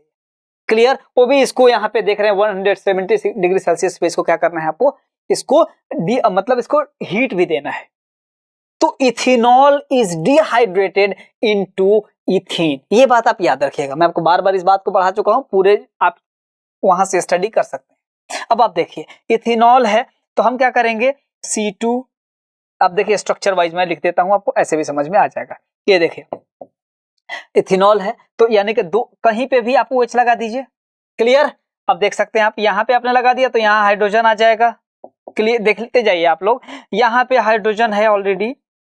ठीक है, तो ये क्या करेगा, ये बात समझ लीजिए, कंसंट्रेटेड कॉन्क H2SO4 क्या करना है आपको, 170 डिग्री सेल्सियस पे आपको हीट करना है। जब आप हीट करेंगे इसको तो ये देखिए क्या होगा, ये H और OH, क्या ये दोनों मिलके, H और OH ये दोनों मिलके क्या बना देगा, इधर H2O का फॉर्मेशन कर देगा। ये रिएक्शन रटना नहीं, आपको आसानी से याद हो जाएगा ये। क्लियर? अब देखिए ये क्या होगा, H और OH क्या हो जाएगा, उधर H2O का फॉर्मेशन करेगा। और जब ये H और OH यहाँ रिएक्शन करेगा, ये बॉन्ड जब ब्रेक होगा ना, ये जब बॉन्ड ब्रेक होगा एक सिंगल, तो वो बॉन्ड क्या हो जाएगा, इसके ऊपर आ जाएगा, यहाँ पे आ जाएगा ये। ठीक है, ये बॉन्ड ब्रेक होकर क्या आ जाएगा, तो इसीलिए सर ये जब डबल बॉन्ड जैसे ही बनाएगा तो डबल बॉन्ड को क्या बोलते हैं, इथीन बोलते हैं। तब ये क्या करेगा कि सर ये इथीन बना देगा। अब यहाँ पे एक हाइड्रोजन, यहाँ एक हाइड्रोजन, इधर भी एक और यहाँ पे भी एक। बोलिए, ये बात आपको समझ में आ गया? ये क्वेश्चन आता है और ये पूछा भी जाएगा, एनसीईआरटी ने भी क्वेश्चन में दे रखा है। और ये आपका एक केमिकल प्रॉपर्टीज ऑफ इथेनॉल भी हो गया, जो कि एनसीईआरटी का क्वेश्चन नंबर 7 है। होप कि ये बात आपको समझ में आ गया होगा। ठीक है, ये रिएक्शंस को आप प्रैक्टिस कर लीजिएगा, आता है कन्वर्जन का क्वेश्चन। नेक्स्ट वन की बात करते हैं। तो सर नेक्स्ट क्वेश्चन दे रखा है, ये तो हो गया आपका। नेक्स्ट वन है सर इथेनॉल को इथेनोइक एसिड में कन्वर्ट करना है। कोई बात नहीं, again chemical properties of ethanol में आपने स्टडी कर रखा था ऑक्सीडेशन का। किसका? ऑक्सीडेशन वाले का। तो ऑक्सीडेशन में क्या होता था कि सर जैसे ही एडिंग ऑफ ऑक्सीजन हम करेंगे इथेनॉल के अंदर तो वो क्या हो जाएगा? इथेनोइक एसिड में कन्वर्ट हो जाएगा। जाहिर सी बात है, देखिए इथेनॉल के अंदर क्या होगा? सिर्फ एक ऑक्सीजन होगा। इसके अंदर कितने होंगे? 2 ऑक्सीजन होते हैं, COOH होता है। तो इसका मतलब क्या होगा? एडिंग ऑफ ऑक्सीजन हो गया। और ये एनसीईआरटी का क्वेश्चन भी यही पूछता है। एनसीईआरटी मैंने अभी आपको बताया ना, रेफरेंस दिया हूं, इन टेक्स्ट का क्वेश्चन है, पहला ही क्वेश्चन है, पेज नंबर 71 पे ये दे रखा है। तो इसको भी हम देख लेते हैं, इथेनॉल टू इथेनोइक एसिड। तो इथेनॉल टू इथेनोइक एसिड अगर करना है तो देखिए ethanol to ethanoic acid, clear है। अब आप देख सकते हैं यहां हमें क्या करना है, इस रिएक्शन को हमने डिहाइड्रेशन जैसे हमने क्लियर लिख दिया है, तो हम क्यों नहीं यहां पे भी लिख देते हैं भाई। ये क्या था? ऑक्सीडेशन का टॉपिक है। किसका टॉपिक है ये? ऑक्सीडेशन का है। केमिकल प्रॉपर्टीज ऑफ इथेनॉल के अंदर आपने स्टडी किया था ऑक्सीडेशन का भी। ऑक्सीडेशन में सिंपली क्या होगा कि sir ethanol is oxidised into ethanoic acid. बस ये पॉइंट याद रखिए, आपको एंट्रेंस में भी ये काम आ जाएगा। अब क्या करना है सर कि इथेनॉल के अंदर यानी कि C2H5OH क्या करना है आपको? ऑक्सीजन को ऐड करना है। ठीक है, किसके प्रेजेंस में करना है सर? तो ये भी आपको बता दिए थे कि सर ये क्या हो जाएगा? एसिडिफाइड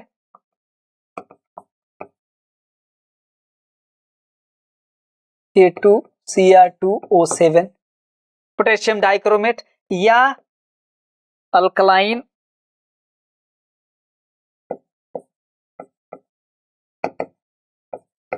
KMnO4, ये पिंक कलर का होता है, ये भी याद रखिएगा। ठीक है ना। तो ये क्या होगा? पोटेशियम परमैंगनेट, इसके प्रेजेंस में क्या करना है देख लीजिए आप। आपको ये जैसे ही ऑक्सीजन जब ऐड होंगे ये क्या हो जाएगा भाई? यहां देख लीजिए ऑक्सीडेशन में हमने ऑलरेडी क्या पढ़ रखा था कि सर इथेनॉल के अंदर इथेनॉल में क्या करना है? The adding of oxygen to any carbon compounds यानी या ethanol, this is called oxidation. और क्या होगा कि सर ये इथेनॉल ऑक्सीडाइज्ड होके क्या बना देगा? इथेनोइक एसिड का फॉर्मेशन करेगा। इथेनोइक एसिड का मतलब क्या हो गया कि सर CH3COOH का फॉर्मेशन कर देगा। ये इसको बोलेंगे इथेनोइक एसिड। क्लियर? बात समझ में आ गई? तो ये जो पोर्शन है ये इंपॉर्टेंट है। ये बात आपको समझ में आ गया कि सर ये सेकेंड वाला हमारा कन्वर्जन था। ठीक है, थर्ड कन्वर्जन के भी बारे में बात कर लेते हैं। तो वो कन्वर्जन हमारा दे रखा है कि सर यहाँ वेजिटेबल ऑयल्स को वनस्पति घी में आपको कन्वर्ट करना है। तो ठीक है, तो आपको ये बात पता था कि सर एक हमारे पास रिएक्शन है, वो है एडिशन रिएक्शन। क्या है? जिसको हम हाइड्रोजनेशन कहते हैं। क्या बोलते हैं?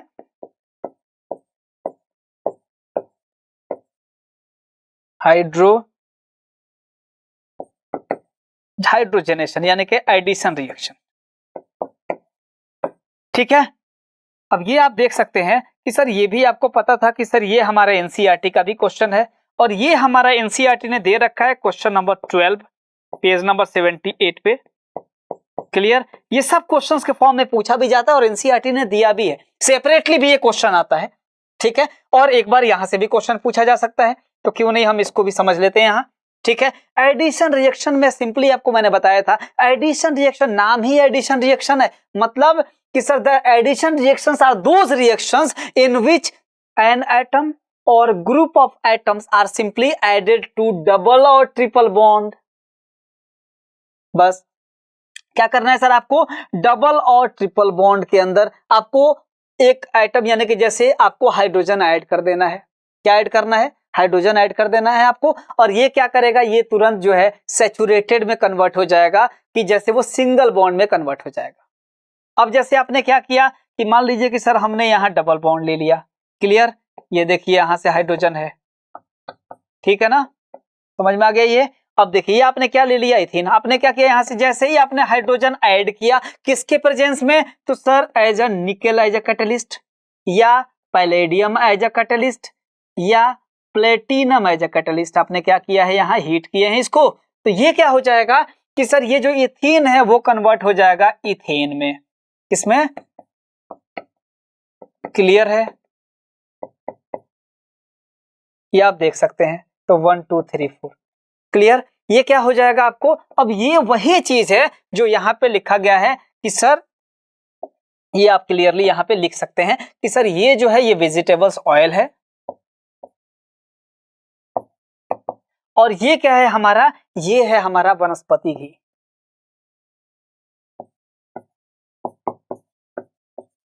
क्लियर। तो ये आपको समझ में आ गया कि सर ये एडिशन रिएक्शंस में हमारा यूज है। हमने दो तरह का पढ़ा था एडिशन रिएक्शंस के अंदर, एक हाइड्रोजनेशन और एक था हैलोजेनेशन।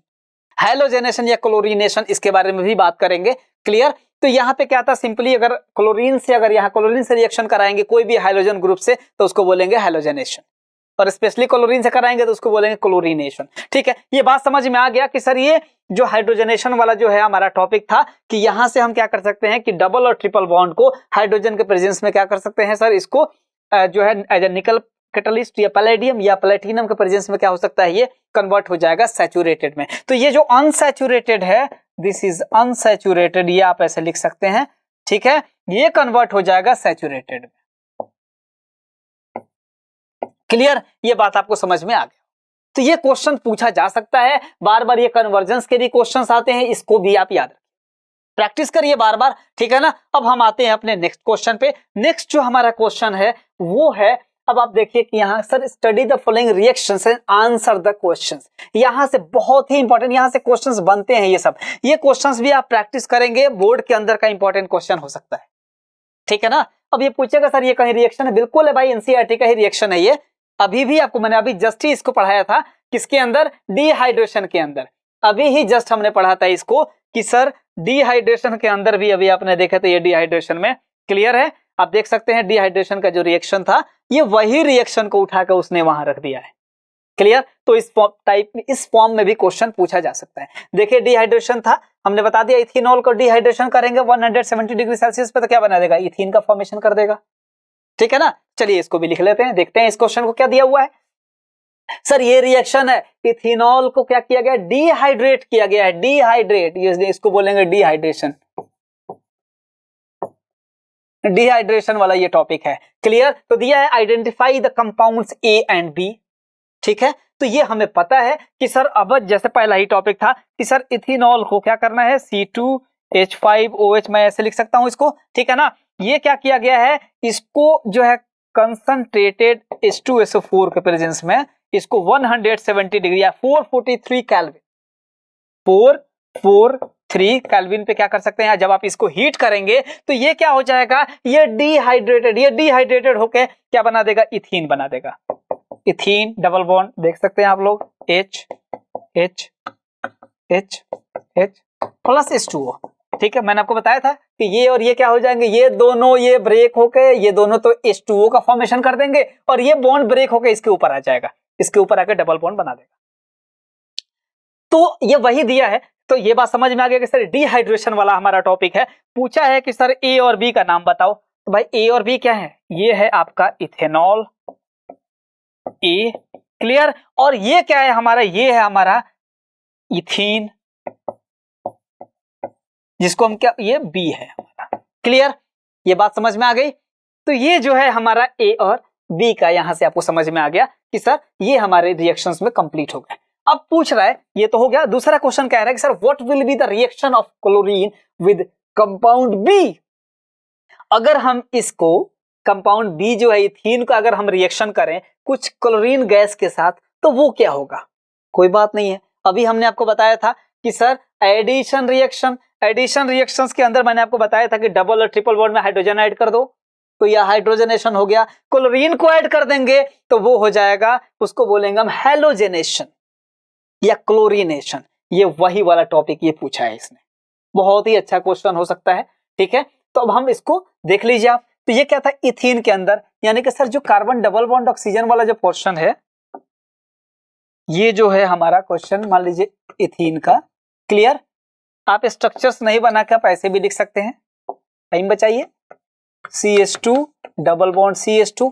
ठीक है ना। ये क्या करेगा सर, हमारा फर्दर क्लोरीन गैस के साथ आप रिएक्शन करवाइए। ठीक है, तो अब जब ये क्लोरीन के साथ रिएक्शन करेगा तो इसको, रिएक्शन को हम पहले नाम दे दें, इसको बोलेंगे हैलोजेनेशन। या क्लोरीनेशन, ये बात आप याद रखिएगा, ठीक है। एडिशन भी क्वेश्चन पूछता है, हैलोजनेशन पे भी क्वेश्चन पूछता है।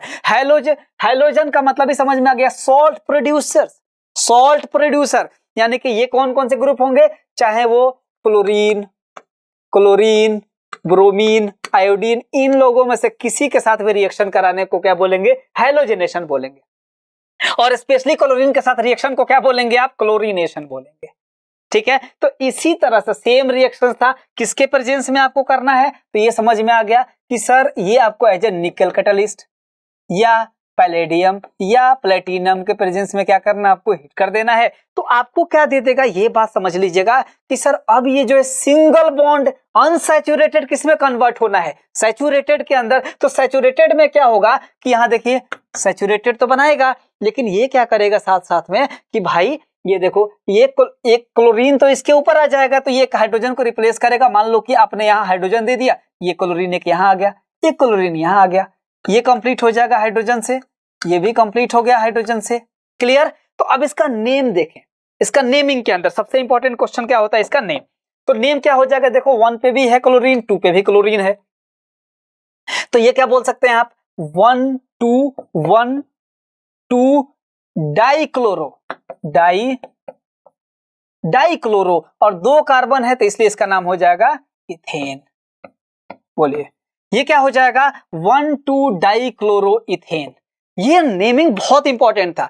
बहुत बार क्या होता है कि स्टूडेंट्स उनको लगता है कि सर आपने यहां पे सिंगल बॉन्ड को फटाफट यहां पे आपने, जैसे डबल बॉन्ड था नाम में सिंगल बॉन्ड सैचुरेटेड कर दो, तो इथेन था तो इथेन बना दिया, लेकिन क्लोरीन के साथ नाम अलग हो जाएगा, ये बात याद रखिएगा। क्लोरीन के साथ जब आप इसको रिप्लेस करेंगे तो अब इसका जो नाम हो जाएगा वो क्या हो जाएगा, ये हो जाएगा आपका 1, 2 और 2 क्लोरीन है तो डाइक्लोरो और इथेन। क्लियर है।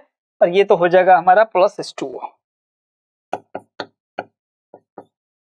ठीक है ना। ये बात समझ में आ गई आपको, होप कि ये बात क्लियर हो गया होगा। अब आप आते हैं अपने ये वाले टॉपिक पे। देखिए अब नेक्स्ट क्या कह रहा है सर, ये बात समझ में आ गई। तीसरे पे देखते हैं, कह रहा है what happened when B is treated with a cold dilute alkaline potassium permanganate. ठीक है। अब देखिए कि सर ये क्या कह रहा है कि जब इस बी को यानी कि इथीन को आपको क्या करना है, इथीन को आपको रिएक्शन करना है किसके साथ, डाइल्यूट अल्कलाइन KMnO4 के साथ, तो क्या होगा, क्या होगा, यह बात याद रखिएगा। एक क्वेश्चंस में भी पूछा जा सकता है इस टॉपिक को, और ये भी बात समझ लीजिएगा कि ऑब्जेक्टिव में भी पूछा जा सकता है, और ये कंबाइंड भी क्वेश्चन पूछा जा सकता है, ये बात याद रखिएगा इसको। तो होगा क्या, ये देखिए इधर कि सर जो इथीन था, ethene CH2 double bond CH2, clear है, ये किसके साथ रिएक्शन कर रहा है, ये बात समझ लीजिए। इस बी का जो रिएक्शन कराना है किसके साथ, डाइल्यूट, डाइल्यूट का मतलब क्या होगा, H2O हो गया, इसके अंदर H2O है, ठीक है ना। और जो ऑक्सीजन है किसका, ये होगा आपका KMnO4, ठीक है ना, ये अल्कलाइन है, अल्कलाइन, ठीक है ना। ये बेसिकली क्या होगा, ये पिंक कलर का होगा, किस कलर का होगा, ये हो जाएगा आपका, ये बेसिकली क्या होता है, पिंक कलर का होता है, पिंक कलर।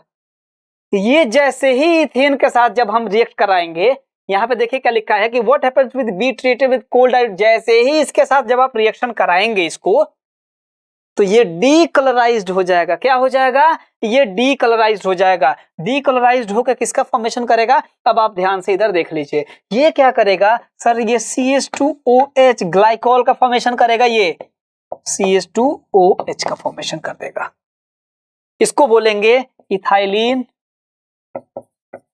ग्लाइकॉल, ये बात आप याद रखिएगा। और ये क्या करेगा, इसको डीकलराइज्ड कर देगा, डीकलराइज्ड, इसका कलरलेस कर देगा, इसका कलर ही खत्म कर देगा इसको, ठीक है ना। तो ये क्या होगा, जो बेसिक जो कलर है ये हो जाएगा डीकलराइज्ड कर देगा।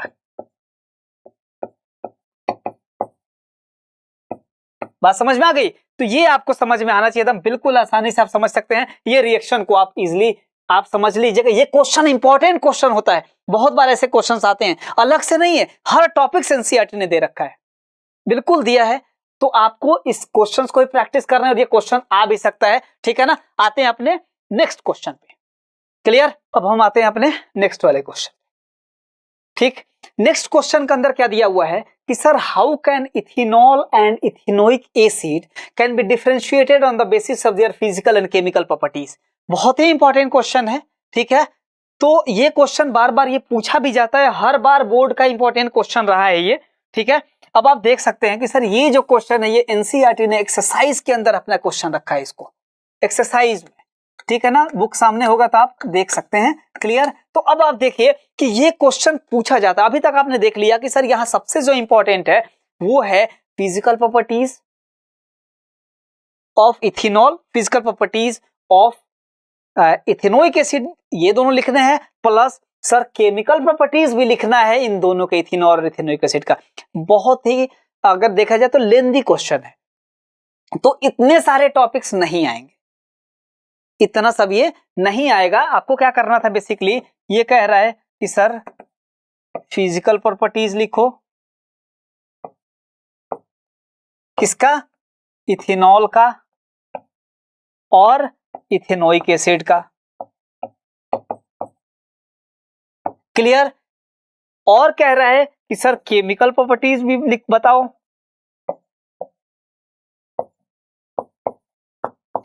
इथेनॉल। तो ये इस तरह से बहुत ही लेंदी टॉपिक हो जाएगा।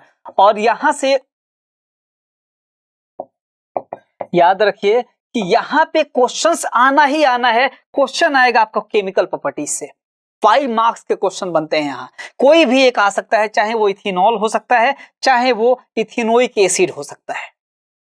यहां से क्वेश्चंस बनते हैं, 5 मार्क्स के क्वेश्चन वही यहां पे दे रखा है, ठीक है। तो फिजिकल प्रॉपर्टीज के अंदर अगर हम बात करें तो आपको पता है कि सर इथेनॉल के अंदर मैंने ये ऑलरेडी इसको कंप्लीट वीडियोस के में आप देख सकते हैं जाके कि सर हमने एक एक चीज को वहां स्टडी करा रखा है, एक एक पॉइंट वाइज हमने लिख रखा है।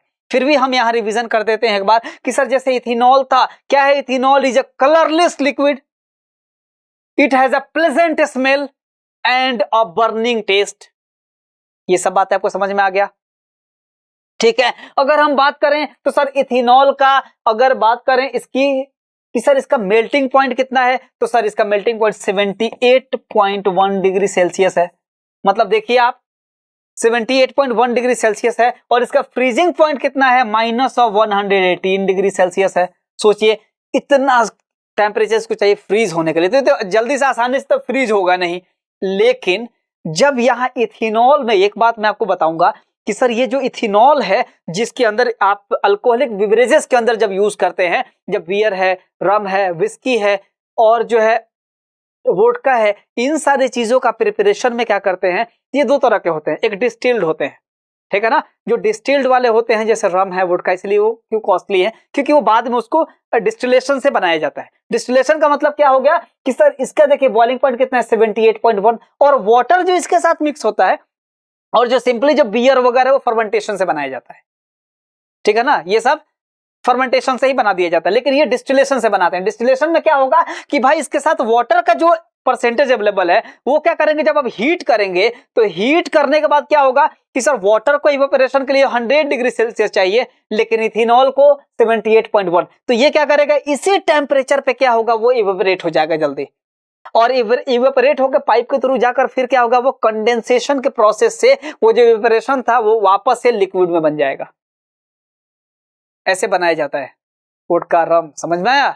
खैर इसके बारे में हम अलग से डिटेल बात करेंगे, लेकिन जो डिस्टिलेशन का प्रोसेस है उसमें ये बड़ा फैक्टर है कि सर इससे आप इजीली सेपरेट कर सकते हैं, इथेनॉल को सेपरेट कर सकते हैं, क्योंकि 78.1 डिग्री सेल्सियस पे क्या होगा, ये इवेपोरेट हो जाएगा, और ये क्या होगा, अलग अलग जल्दी से पाइप के थ्रू ले जाकर उसको कंडेंसेशन से वापस से इसको प्योर इथेनॉल जमा कर लिया जाता है। और 100 डिग्री सेल्सियस पर जब वाटर जब अलग होगा तो उसको अलग से जो है आपको जाकर कंडेंसेशन करके उसको प्योर वाटर में जो है कन्वर्ट कर लिया जाता है। तो खैर ये बात आपको समझ में आए, हमने सारी चीजें लिख रखा है, ठीक है ना। इसका डेंसिटी भी आप वहां से देख सकते हैं। जो मेन हमारा जो पॉइंट है वो है हमारा केमिकल प्रॉपर्टीज को एक बार मैं रिवीजन कर देता हूं, ठीक है। तो केमिकल प्रॉपर्टीज वाले पोर्शंस पे आप आ जाइए, तो मैं आपको बता दूं कि सर केमिकल प्रॉपर्टीज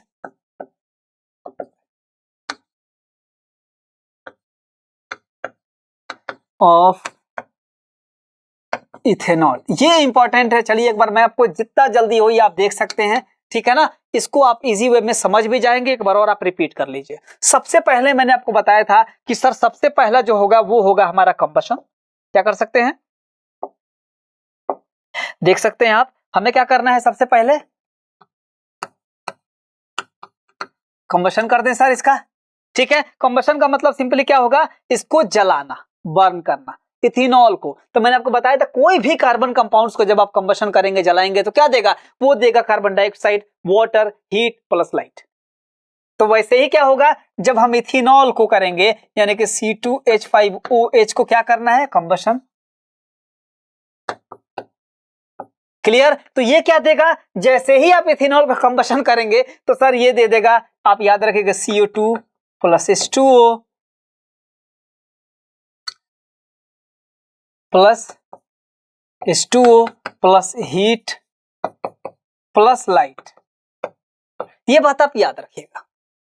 क्लियर, तो ये आपको पहला पॉइंट हो गया। आपको केमिकल प्रॉपर्टी बहुत अच्छे पॉइंट्स में लिखने हैं, नोट्स को आप फॉलो करें, हमारे फुल वीडियोस को देखें, आपको समझ में आ जाएगा। पहला कंबशन लिखना है, कंबशन के बाद आपको एक्सप्लेनेशन देना है, फिर ये रिएक्शन लिखना है।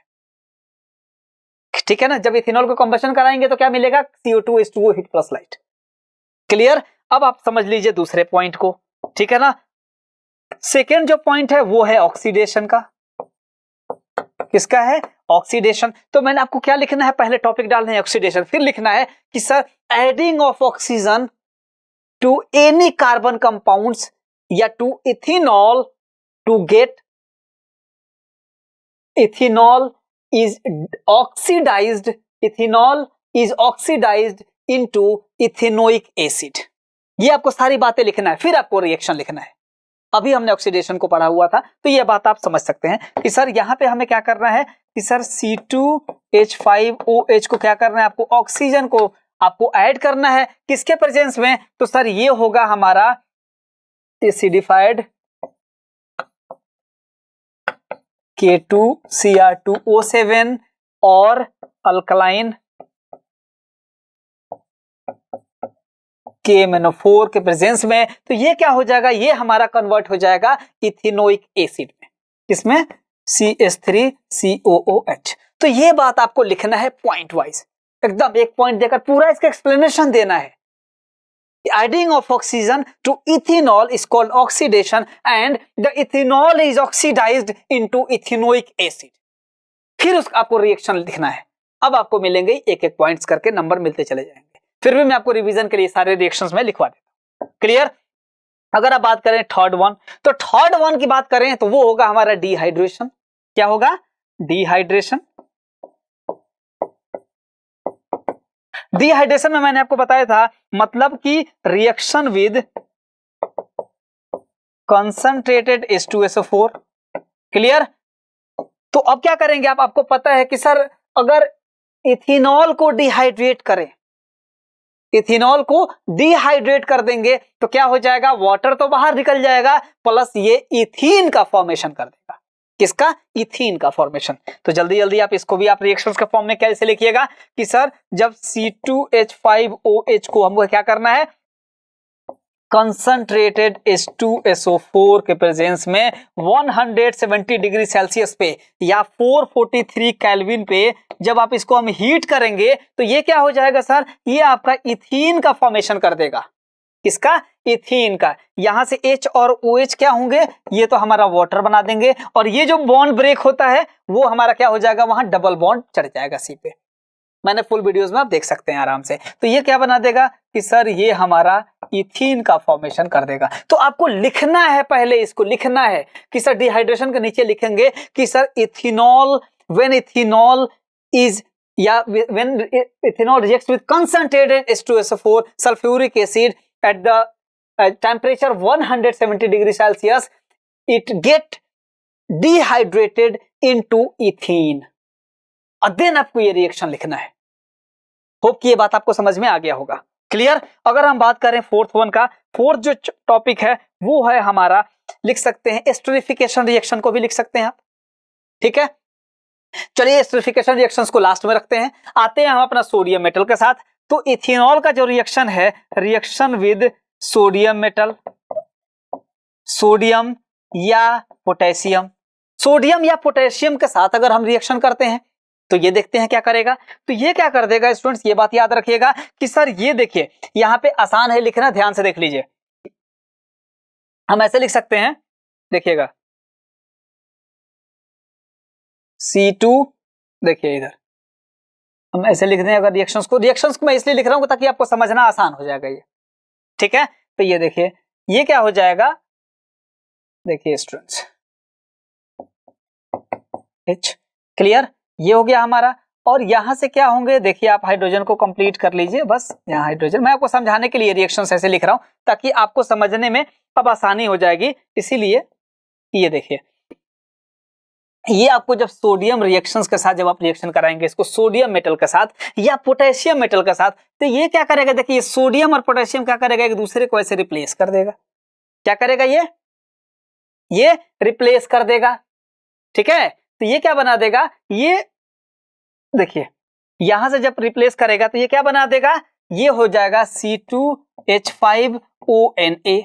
या अगर आप यहां पोटेशियम होता तो पोटेशियम इसको रिप्लेस कर देता, तो ये क्या हो जाता C2H5OK। तो इसका नाम हो जाएगा सोडियम इथो ऑक्साइड। क्या होगा ये, सोडियम इथो ऑक्साइड। और अगर पोटेशियम होता तो ये क्या हो जाता, पोटेशियम इथो ऑक्साइड हो जाता। तो ये मुझे रिएक्शन इसलिए आपको लिखना पड़ा ताकि आपको समझ में आ जाए, बस इसलिए। तो ये रिएक्शंस को क्या करेंगे, समझ में आ गया, ये सेम रिएक्शंस था, बस यहां से हाइड्रोजन को रिप्लेस किया गया है और ये हाइड्रोजन इधर आके क्या हो जाएगा, H2 का फॉर्मेशन कर देगा, खत्म। तो ये क्या आ गया, सोडियम इसके जगह पे आ गया, तो ये C2H5ONa बना दिया। प्रोडक्ट लिखना आसान है, ठीक है ना, ये बात समझ में आ गया। 4 पॉइंट इजी वे में। अब एक आते हैं सबसे लास्ट वन और उसको बोलेंगे एस्टरिफिकेशन रिएक्शन।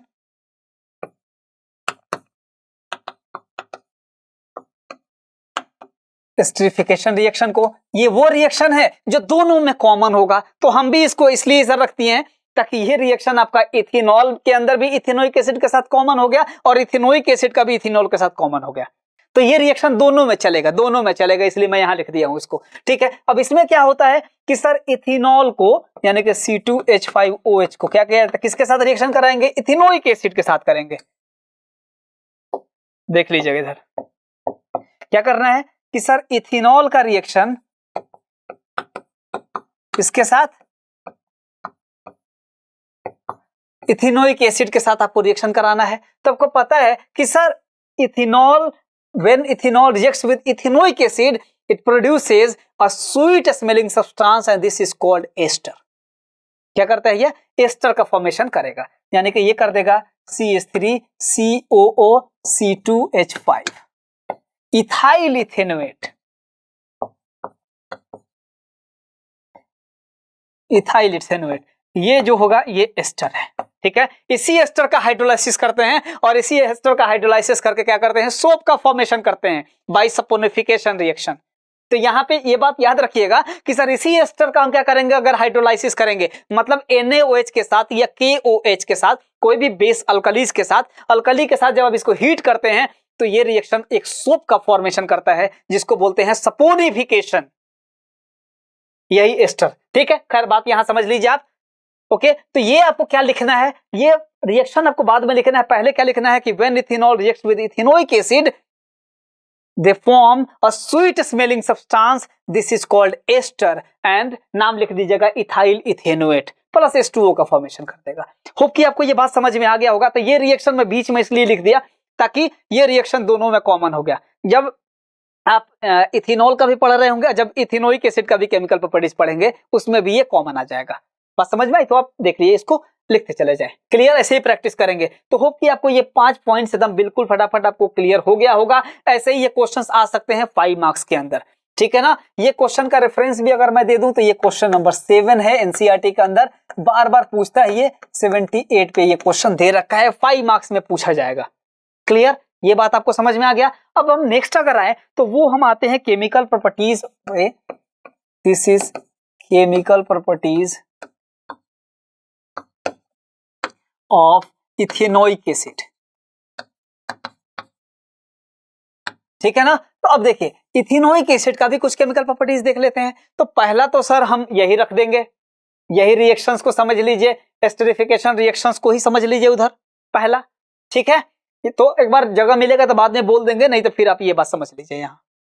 क्लियर? अब देखो ये लिखना बड़ी आसान है, एक पॉइंट अगर आपने समझ गए तो आपको सब पॉइंट्स लिखना आसान हो जाएगा।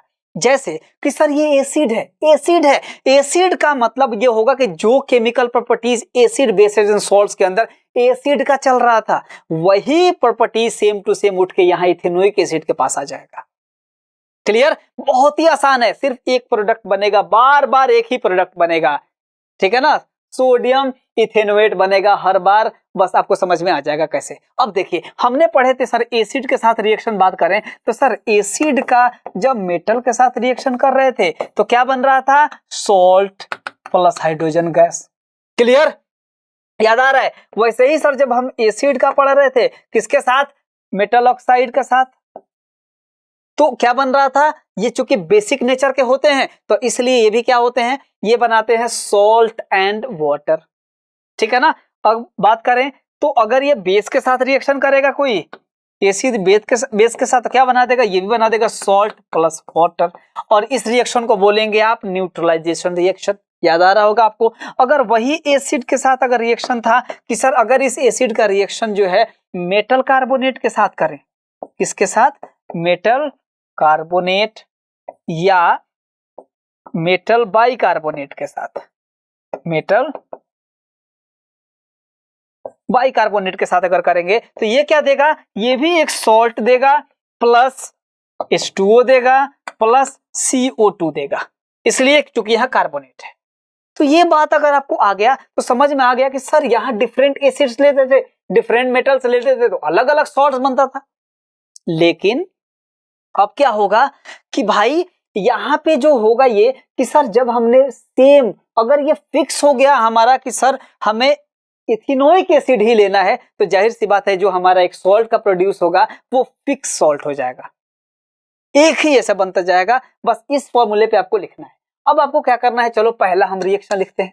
पहला क्या है कि सर इथेनोइक एसिड का जो रिएक्शन है CH3COOH का, वो हम करते हैं सोडियम मेटल के साथ। किसके साथ, सोडियम मेटल के साथ। तो ये देखिए क्या हो जाएगा, ये यहां से हाइड्रोजन को रिप्लेस कर देगा, ये क्या बना देगा CH3COONA प्लस हाइड्रोजन गैस को ये बाहर निकाल देगा। अभी हमने पढ़ा था, इसको बोलेंगे सोडियम इथेनोएट।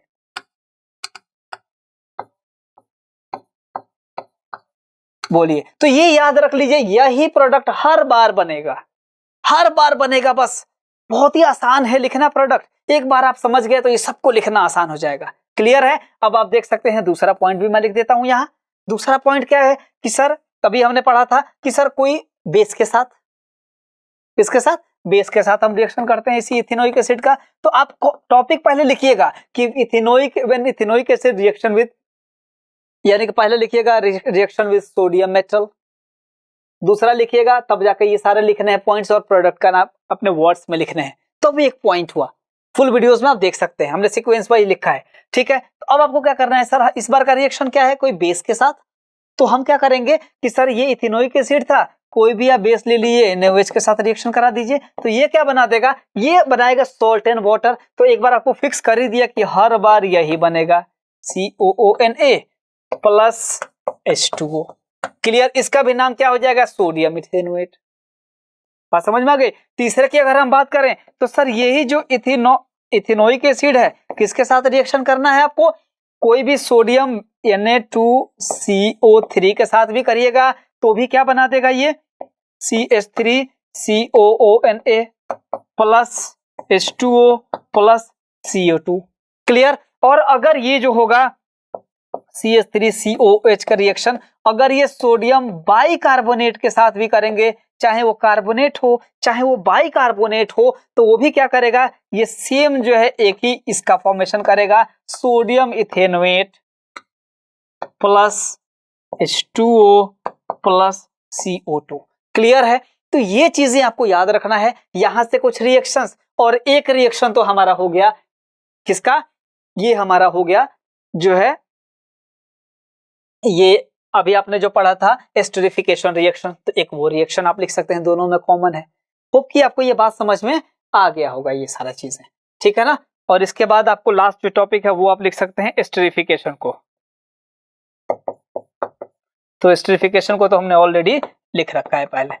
ये बात आपको समझ में आ गया होगा। तो ये इंपॉर्टेंट क्वेश्चन है, ये आता है, चाहे केमिकल प्रॉपर्टीज आपका इथेनॉल का आ सकता है या केमिकल प्रॉपर्टीज आपका इथेनोइक एसिड का आ सकता है, ठीक है ना। तो आप जल्दी से इसके स्क्रीनशॉट भी ले सकते हैं और आप इसको प्रैक्टिस भी कर सकते हैं। अब हम बात करते हैं नेक्स्ट जो इंपॉर्टेंट जो टॉपिक है, बहुत ही इंपॉर्टेंट है, वो है हमारा सोप्स एंड डिटर्जेंट का। तो सोप्स एंड डिटर्जेंट के अंदर जो है, ये आप याद रखिएगा इस पार्ट को, ये आते हैं 3 मार्क्स में, फिक्स क्वेश्चन है, बहुत ही इंपॉर्टेंट क्वेश्चन है, यहां से भी क्वेश्चंस बनेगा। एनसीईआरटी ने भी क्वेश्चन दे रखा है और ये क्वेश्चन हर बार बोर्ड का इंपॉर्टेंट क्वेश्चन रहा है, ठीक है। तो अब हम देख लेते हैं सोप्स और डिटर्जेंट्स को, ठीक। अब देखिए, आपको पता है कि सर जो सोप्स हैं, soaps are the salt of, यानी कि they are the sodium and potassium salts of long chain of carboxylic acid या long chain of fatty acids. इसका मतलब क्या समझ में आया कि सर जो सोप्स क्या होंगे, सबसे पहले इसको डेफिनेशन को ही फर्स्ट पार्ट पे लिखा जाएगा जब हम डिफरेंशिएट करेंगे। तो क्या लिखा गया है कि सर जो सोप्स है ना, ये एक लॉन्ग चेन होते हैं सोडियम और पोटेशियम के, किसके, they are a long chain of carboxylic acid. अच्छा, तो कार्बोक्सिलिक एसिड के होते हैं, तो इससे हम कुछ बात समझ लेते हैं कि सर कार्बोक्सिलिक एसिड का मतलब तो समझ में आ गया sir, C double bond oxygen and this is OH। तो क्या ये वही है? तो बिल्कुल ये वही है, ठीक है ना। लेकिन ये किसके लॉन्ग चेन होंगे? Long chain. लॉन्ग चेन का मतलब यहाँ कार्बन के बहुत सारे चेन, यानी कि C17 हो सकता है, H35 हो सकता है, या C15 भी हो सकता है, और ये देखते रहिएगा H होगा 31, ये भी हो सकता है। लेकिन ये जो है किसका है चेन? तो सर ये है जो हाइड्रोजन है, आपको यही हाइड्रोजन को रिप्लेस करना है, किससे? या तो सोडियम से या पोटेशियम से।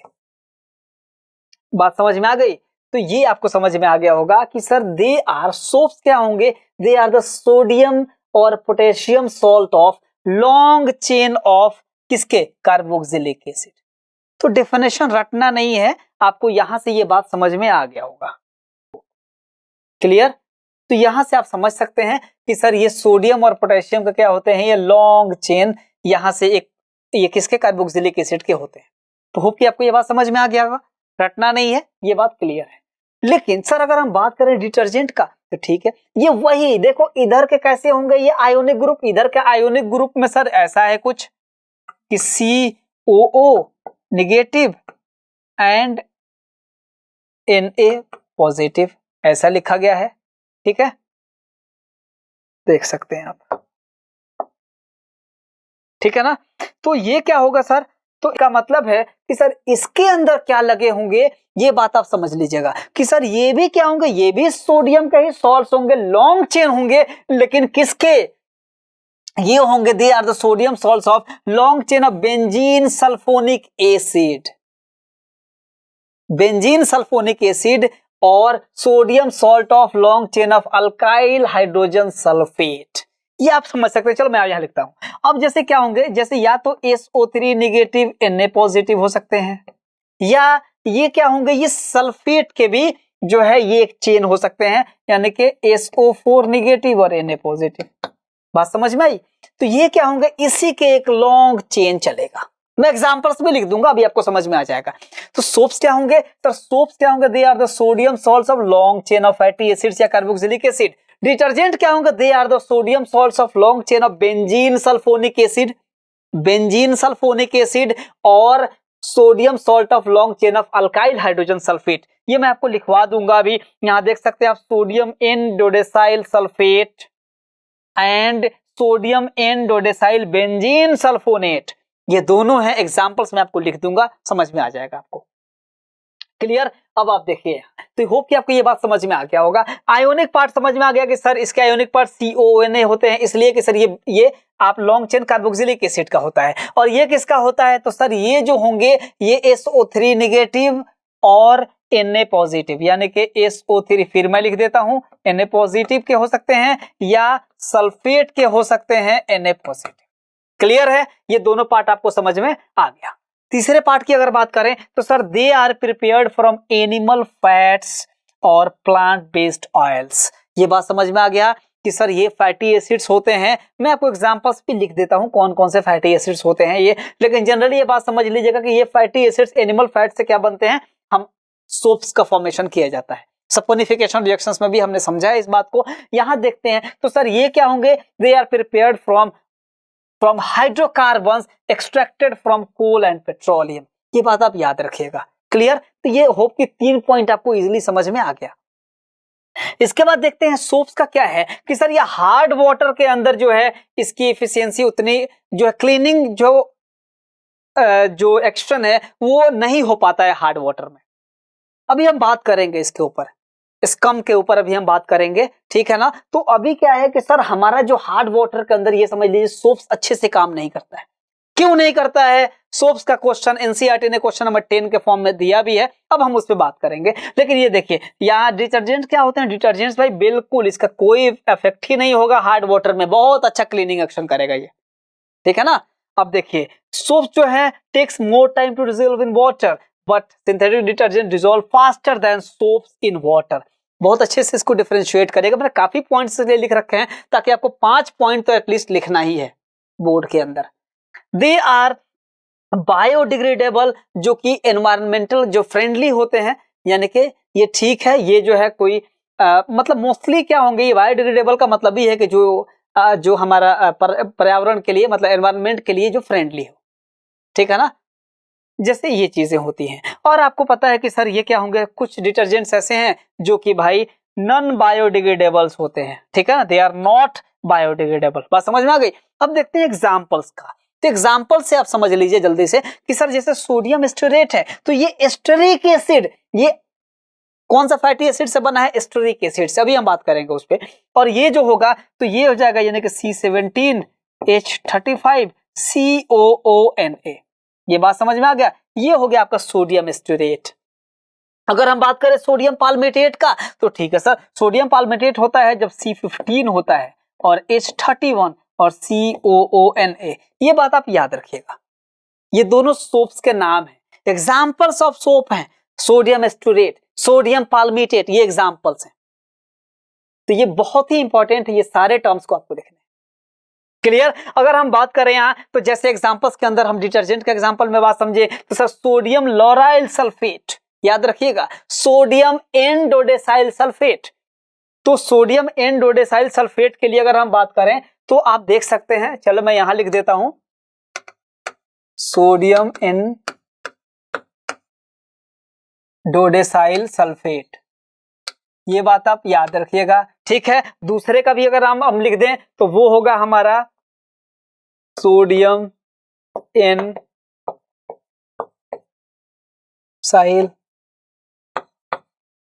बेंजीन सल्फोनेट,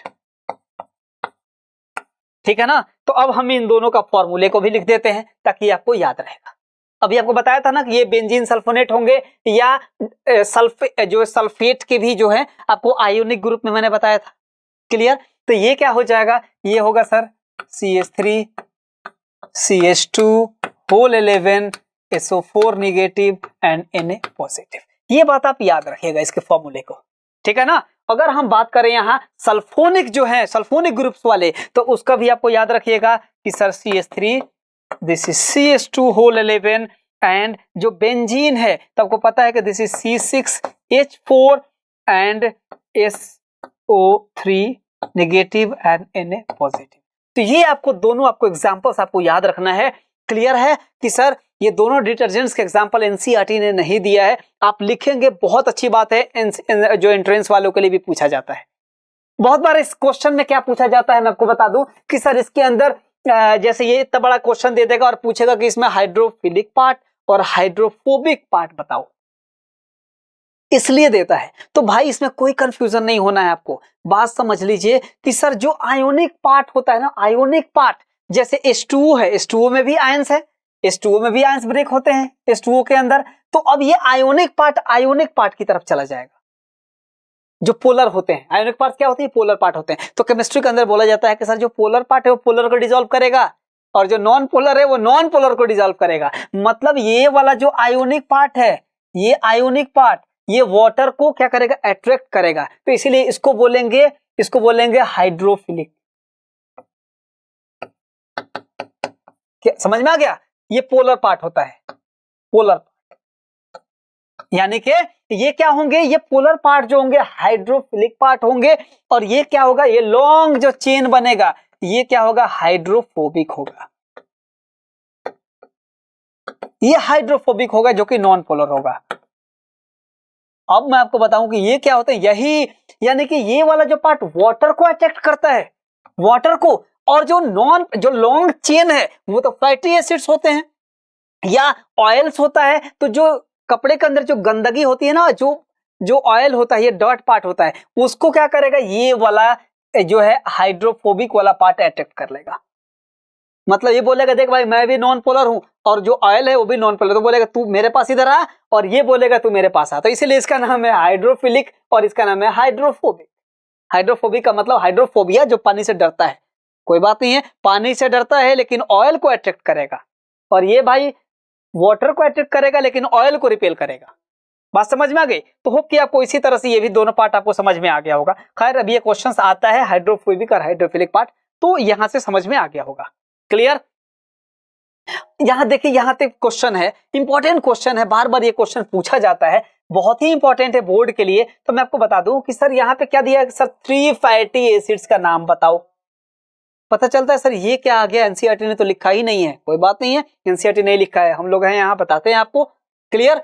अब देखो 3 फैटी एसिड्स अगर पूछेगा लिखने के लिए जिससे आप सोप का फॉर्मेशन करते हैं, ठीक है, आप लिख सकते हैं पहले का, first one, this is stearic acid.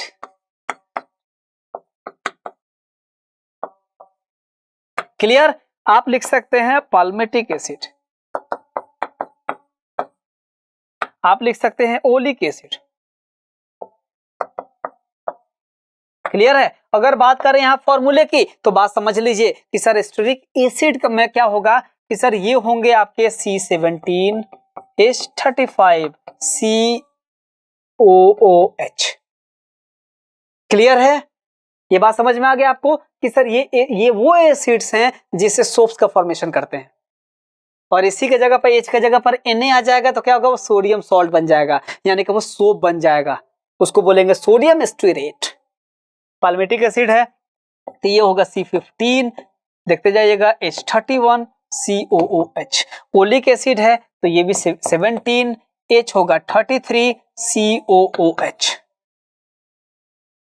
Clear? तो ये वो पार्ट है जो 3 फैटी एसिड्स, आप याद रखिएगा, ये क्वेश्चन पूछा जाता है। क्लियर है? ये बात समझ में आ गया। अब एक दूसरा जो पार्ट है वो है स्कम का, बहुत ही इंपॉर्टेंट क्वेश्चन है ये। स्कम वाला जो पार्ट है वो ऑलरेडी आपका क्वेश्चन नंबर 10 है एनसीईआरटी के अंदर, पेज नंबर 78 पे ये क्वेश्चन दिया है कि सर फॉर्मेशन ऑफ स्कम बताना है when hard water is treated with soap. Question क्या है कि सर जब हार्ड वाटर के साथ, जब सोप्स को, अभी अपने बोले थे ना कि सर ये सोप्स इफेक्टिव नहीं होता है हार्ड वाटर में, क्यों नहीं होता है और कैसे स्कम का फॉर्मेशन होता है, ये क्वेश्चन आपने एनसीईआरटी ने भी दे रखा है और इस क्वेश्चन में भी हम कवर करेंगे। ठीक है ना? अब देखिए, पहले हम समझ लेते हैं इसके रिएक्शन को, फिर हम उसको इजी वे में वर्ड्स में लिख सकते हैं।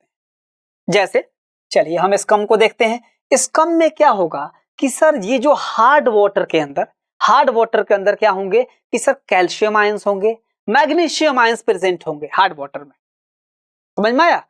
जैसे NaCl है, ठीक है, या MgSO4 है, इन सारे सब में क्या होंगे, जितने सॉल्ट्स हैं तो उसके अंदर क्या होते हैं, जनरली जो सॉल्ट वाटर, जैसे जो हार्ड वाटर है उसके अंदर क्या होंगे, कैल्शियम और मैग्नीशियम आयंस होते हैं। अब वो सोप के साथ जब रिएक्शन करेंगे तो क्या हो करते हैं, देखते हैं। ये देखिए, मान लीजिए कि सर हमारे पास जो सोप है वो है हमारा C17H35 COONA,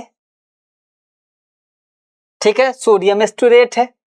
ठीक, अब क्या करना है इसका, अब देखिए आप, ये क्या है सर, ये कैल्शियम जो आयंस हैं, ठीक है ना, यहां देखिए C17 है, H35 COONA प्लस मैग्नीशियम का आयंस है।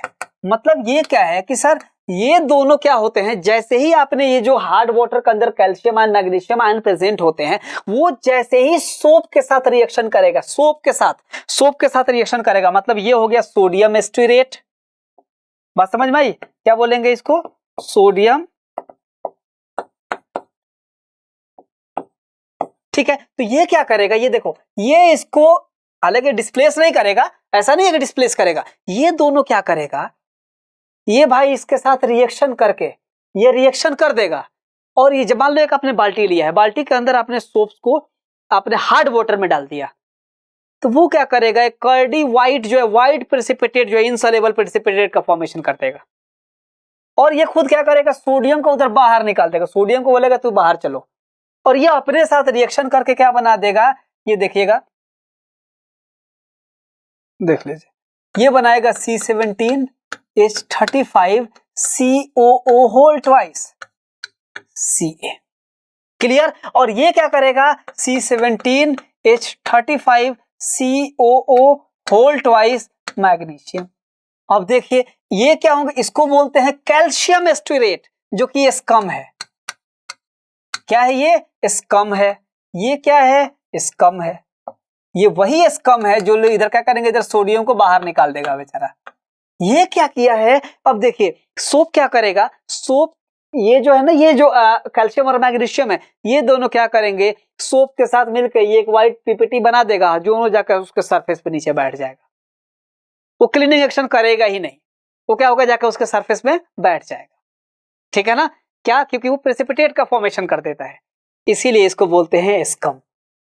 तो ये लिखना इसको आसान है, रटना नहीं। हम लिख सकते हैं कि सर, इसको हम क्या लिख सकते हैं, देख लीजिए इधर, हम लिख सकते हैं कि sir the calcium ion and magnesium ions present in hard water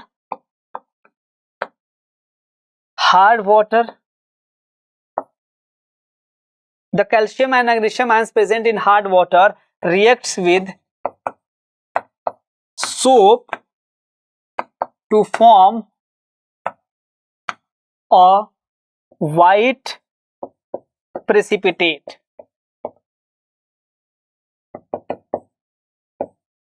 and this white precipitate is called, and this white PPT is called scum। बोलिए, ये बात समझ में आ गया, मैंने लिख भी दिया है ये। तो ये क्या है कि स्टूडेंट्स, ये लिखना तो आसान है ना, रटना नहीं है इसको, कि सर हमने रिएक्शंस अगर समझ में आ गया तो ये लिखना भी आसान है स्कम को। ये एनसीईआरटी क्वेश्चन है, क्वेश्चन नंबर 10 है ये एनसीईआरटी के अंदर, आप देख सकते हैं एक्सरसाइज का क्वेश्चन है ये, 78 के ऊपर रखा गया है कि सर स्कम कैसे फॉर्मेशन करता है, कि सर जैसे ही जो हार्ड वाटर के अंदर जैसे ही हम सोप्स को डालेंगे, ये क्या कर देगा, ये हार्ड वाटर का जो कैल्शियम और मैग्नीशियम आयन है, ये सोप के साथ रिएक्शन करके एक व्हाइट, कर्डी व्हाइट जो है प्रेसिपिटेट का फॉर्मेशन करेगा, और ये प्रेसिपिटेट जाकर सरफेस के नीचे बैठ जाएगा। और जब वो नीचे बैठ जाएगा तो रिएक्शन ही नहीं करेगा ना, इसीलिए कहा जाता है क्या होगा, सोप जब ये रिएक्शन करेगा तो क्या होगा, स्कम का फॉर्मेशन करेगा, इसीलिए जो है वो हार्ड वाटर में क्लीनिंग नहीं कर पाएगा। होप कि ये बात आपको समझ में आ गया होगा। लिखना हो तो लिख लीजिएगा बिल्कुल, और स्क्रीनशॉट ले लीजिए। क्लियर। अब हम बात करते हैं एक और जो हमारा क्वेश्चन था, वो आप देख सकते हैं, ये दिया है कि सर हाइड्रोफोबिक और हाइड्रोफिलिक पार्ट को लिखना है। मैंने अभी आपको बता भी दिया था कि सर हाइड्रोफोबिक और हाइड्रोफिलिक पार्ट के लिए क्या करना है, कि सर जैसे ये क्वेश्चन था, अब देखो यहाँ पे क्या होगा, यहाँ से H2O से पहले ये सब क्या होंगे, मैंने आपको बताया जो आयोनिक पार्ट है, आयोनिक पार्ट क्या होंगे, वाटर के साथ वो अट्रैक्ट करेगा, क्योंकि ये पोलर पार्ट है। पोलर पार्ट पोलर को डिसॉल्व करेगा, नॉन पोलर को डिसॉल्व करेगा। तो ये आयोनिक पार्ट क्या होगा, यानी कि वाटर के साथ क्या होगा, ये हो जाएगा वाटर के साथ हाइड्रोफिलिक। ये क्या हो जाएगा, अभी आपको बताया था। और ये पार्ट क्या होगा, हाइड्रोफोबिक। बोलिए, बस यही तो बात लिखना था यहाँ। उसी तरह इसके अंदर बात करें तो आप देख सकते हैं कि सर ये वाला जो पार्ट है, ये सब क्या होगा, ये हाइड्रोफोबिक है। ये क्या है, ये हाइड्रोफिलिक है। ये क्या है, हाइड्रोफिलिक पार्ट है। ठीक है, तो समझ में आ गया। अब जैसे मान लीजिए ये बात को थोड़ा सा और इधर देख लेते हैं कि सर होता क्या है जनरली, ये जो क्लीनिंग एक्शन में भी हम बात करते हैं, तो सर ये अगर जैसे हमारा दिया रहता है ये कि सर ये हमारा एक टेल है से, और यहाँ पे यहाँ दिया रखा है सर Na पॉजिटिव, ये सर इस तरह से पार्ट दे रखा है, ये क्या है सर? तो ये कार्बन के ही चेन है, देखो बड़े बड़े कार्बन के ये सब चेन है। तो ये क्या है? ये हमारा टेल वाला पार्ट है। क्या है ये? टेल है। और ये क्या है हमारा? ये वाला हेड वाला पार्ट है। समझ में आया? तो ये क्या होते हैं? मैंने आपको बताया था जो पोलर पार्ट है, यानी कि ये होते हैं पोलर यानी कि आयोनिक पार्ट, और एक ये होते हैं नॉन पोलर। क्या होंगे ये? Non polar part. ठीक है ना? अब ये क्या करेगा? ये पोलर पार्ट पोलर को डिसॉल्व कर देगा। पोलर को डिसॉल्व करने का मतलब ये वाटर को डिसॉल्व करेगा। ठीक है ना? Water dissolve. और ये क्या करेगा? ऑयल को या डॉट इसको डिसॉल्व करेगा। बोला था ना कि सर पोलर पार्ट पोलर का डिसॉल्व कर लेगा और नॉन पोलर का डिसॉल्व कर लेगा। केमिस्ट्री का बहुत ही फेमस कहावत है ये। ठीक है ना? अब क्या करेगा? ये वाला जो पार्ट है नॉन पोलर पार्ट, यानी कि ये जो लॉन्ग चेन, ये वाला जो है, ये वाला लॉन्ग चेन ऑयल वाला, तो ये क्या होंगे? ये होंगे हाइड्रोफोबिक। हाइड्रोफोबिक का मतलब पानी से डरते हैं ये। ठीक है ना? Water repelling. और ये वाला पार्ट क्या हो जाएगा? ये होगा आपका हाइड्रोफिलिक।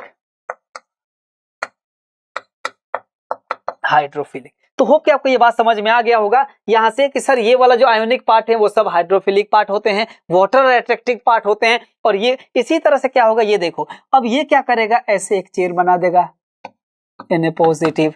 उसी तरह से ये, उसी तरह से ऐसे बनाएगा ये। समझ में आया? तो ये जब क्लीनिंग करेगा ना, तो ऐसा ये क्या करेगा? एक चारों तरफ से ये ऐसे चेन का फॉर्मेशन करेगा, जिसको बोलते हैं मिशेल फॉर्मेशन। क्या बोलेंगे? इसको बोलते हैं मिशेल का फॉर्मेशन। इसको क्या बोलेंगे हम? इन सबको बोलेंगे, देखिए ये बात आप समझ लीजिएगा थोड़ा सा। ये क्या होंगे? ये Na पॉजिटिव, ये सब बोलेंगे मिशेल। मिशेल्स का फॉर्मेशन करेगा। और ये इसके बीच में क्या करेगा? देखो मैं बताया था ना, ये वाला जो हेड है, ये मुंडी वाला पार्ट है, मुंडी क्या करेगा? वाटर अट्रैक्टिंग होगा। तो ये चारों तरफ से वाटर अट्रैक्टिंग हो जाएगा। लेकिन ये जो लॉन्ग चेन वाला है वो क्या है? वो होते हैं ऑयल अट्रैक्टिंग। ये क्या करेगा? इसको बीच में लाकर यहीं पर लाकर चाप देगा, यहां बीच में लाकर एकदम इसको पकड़ लेगा। ये चल भाई तू इधर आ, क्योंकि ये ऑयल को अट्रैक्ट करेगा। जाहिर सी बात है इस पार्ट की तरफ जा ही नहीं सकता है, क्योंकि वो सब क्या है? वो हाइड्रोफिलिक पार्ट है। ठीक है ना? तो यहां पे क्या होगा? ये वाले पार्ट में ऑयल आके यहां पे एकदम आके यहां ट्रैप हो जाएगा। और ऑयल जब ट्रैप होता है तो हम फर्दर क्लीनिंग कैसे करते हैं? इसी पोर्शन के लिए हम हाथ का यूज, ऐसे हाथ से क्या करते हैं? उसको कपड़े को जो आप देखते हैं कि ऑयल को क्या करते हैं? इस चेन को ब्रेक करते हैं। इसलिए या तो जो आपने पहले देखा होगा कि जहां कपड़े वगैरह का धुलाई होता है, ऐसे को मारते हैं इसको। क्यों? ताकि वो इस चेन को ब्रेक कर सके और इजीली वहां से क्या होता है? ऑयल या डॉट वहां से रिमूव हो जाता है। मैकेनिकल वर्क करना पड़ेगा, या वॉशिंग मशीन के अंदर भी देखिएगा बार बार रोटेट होता रहेगा। रोटेट क्यों होगा? हाफ, फिर इधर से हो जाएगा, इसलिए कि वो क्या करता है? इसी चेन को ब्रेक करते हैं ये। क्योंकि ये क्या करता है? पूरा आके मिशेल्स जो है बीच में इसको ऑयल डॉट को यहाँ पे आकर चाप लेता है। जाओ भाई, यहाँ बीच में आकर इसको ट्रैप कर लेता है। समझ में आया? और इस पार्ट की वजह से यहां से क्या करते हैं? हम मैकेनिकल थोड़ा सा वर्क करके और इसको ऑयल को बाहर निकाल देते हैं। ठीक है ना? होप कि आपको ये पोर्शन समझ में आ गया होगा। ये बहुत ही आसान था कि लॉन्ग चेन वाला पार्ट होता है वो ऑयल या डॉट को, जो टेल है ये हेड वाला पार्ट है, पोलर पार्ट है, नॉन पोलर पार्ट है। ये जो है आयंस वाला पार्ट है, आयोनिक ग्रुप वाला पार्ट आयंस की तरफ H2O की तरफ आ जाएगा, और जो नॉन पोलर पार्ट है वो ऑयल और डॉट की तरफ चला जाएगा। क्लियर है? और यहां से आप क्लीनिंग पर्पस ऐसे यूज करते हैं। क्लियर है? तो होप कि आपको ये टॉपिक समझ में आ गया होगा। फिर ऐसे ही हम हर चैप्टर्स के इंपॉर्टेंट क्वेश्चंस की बात करेंगे।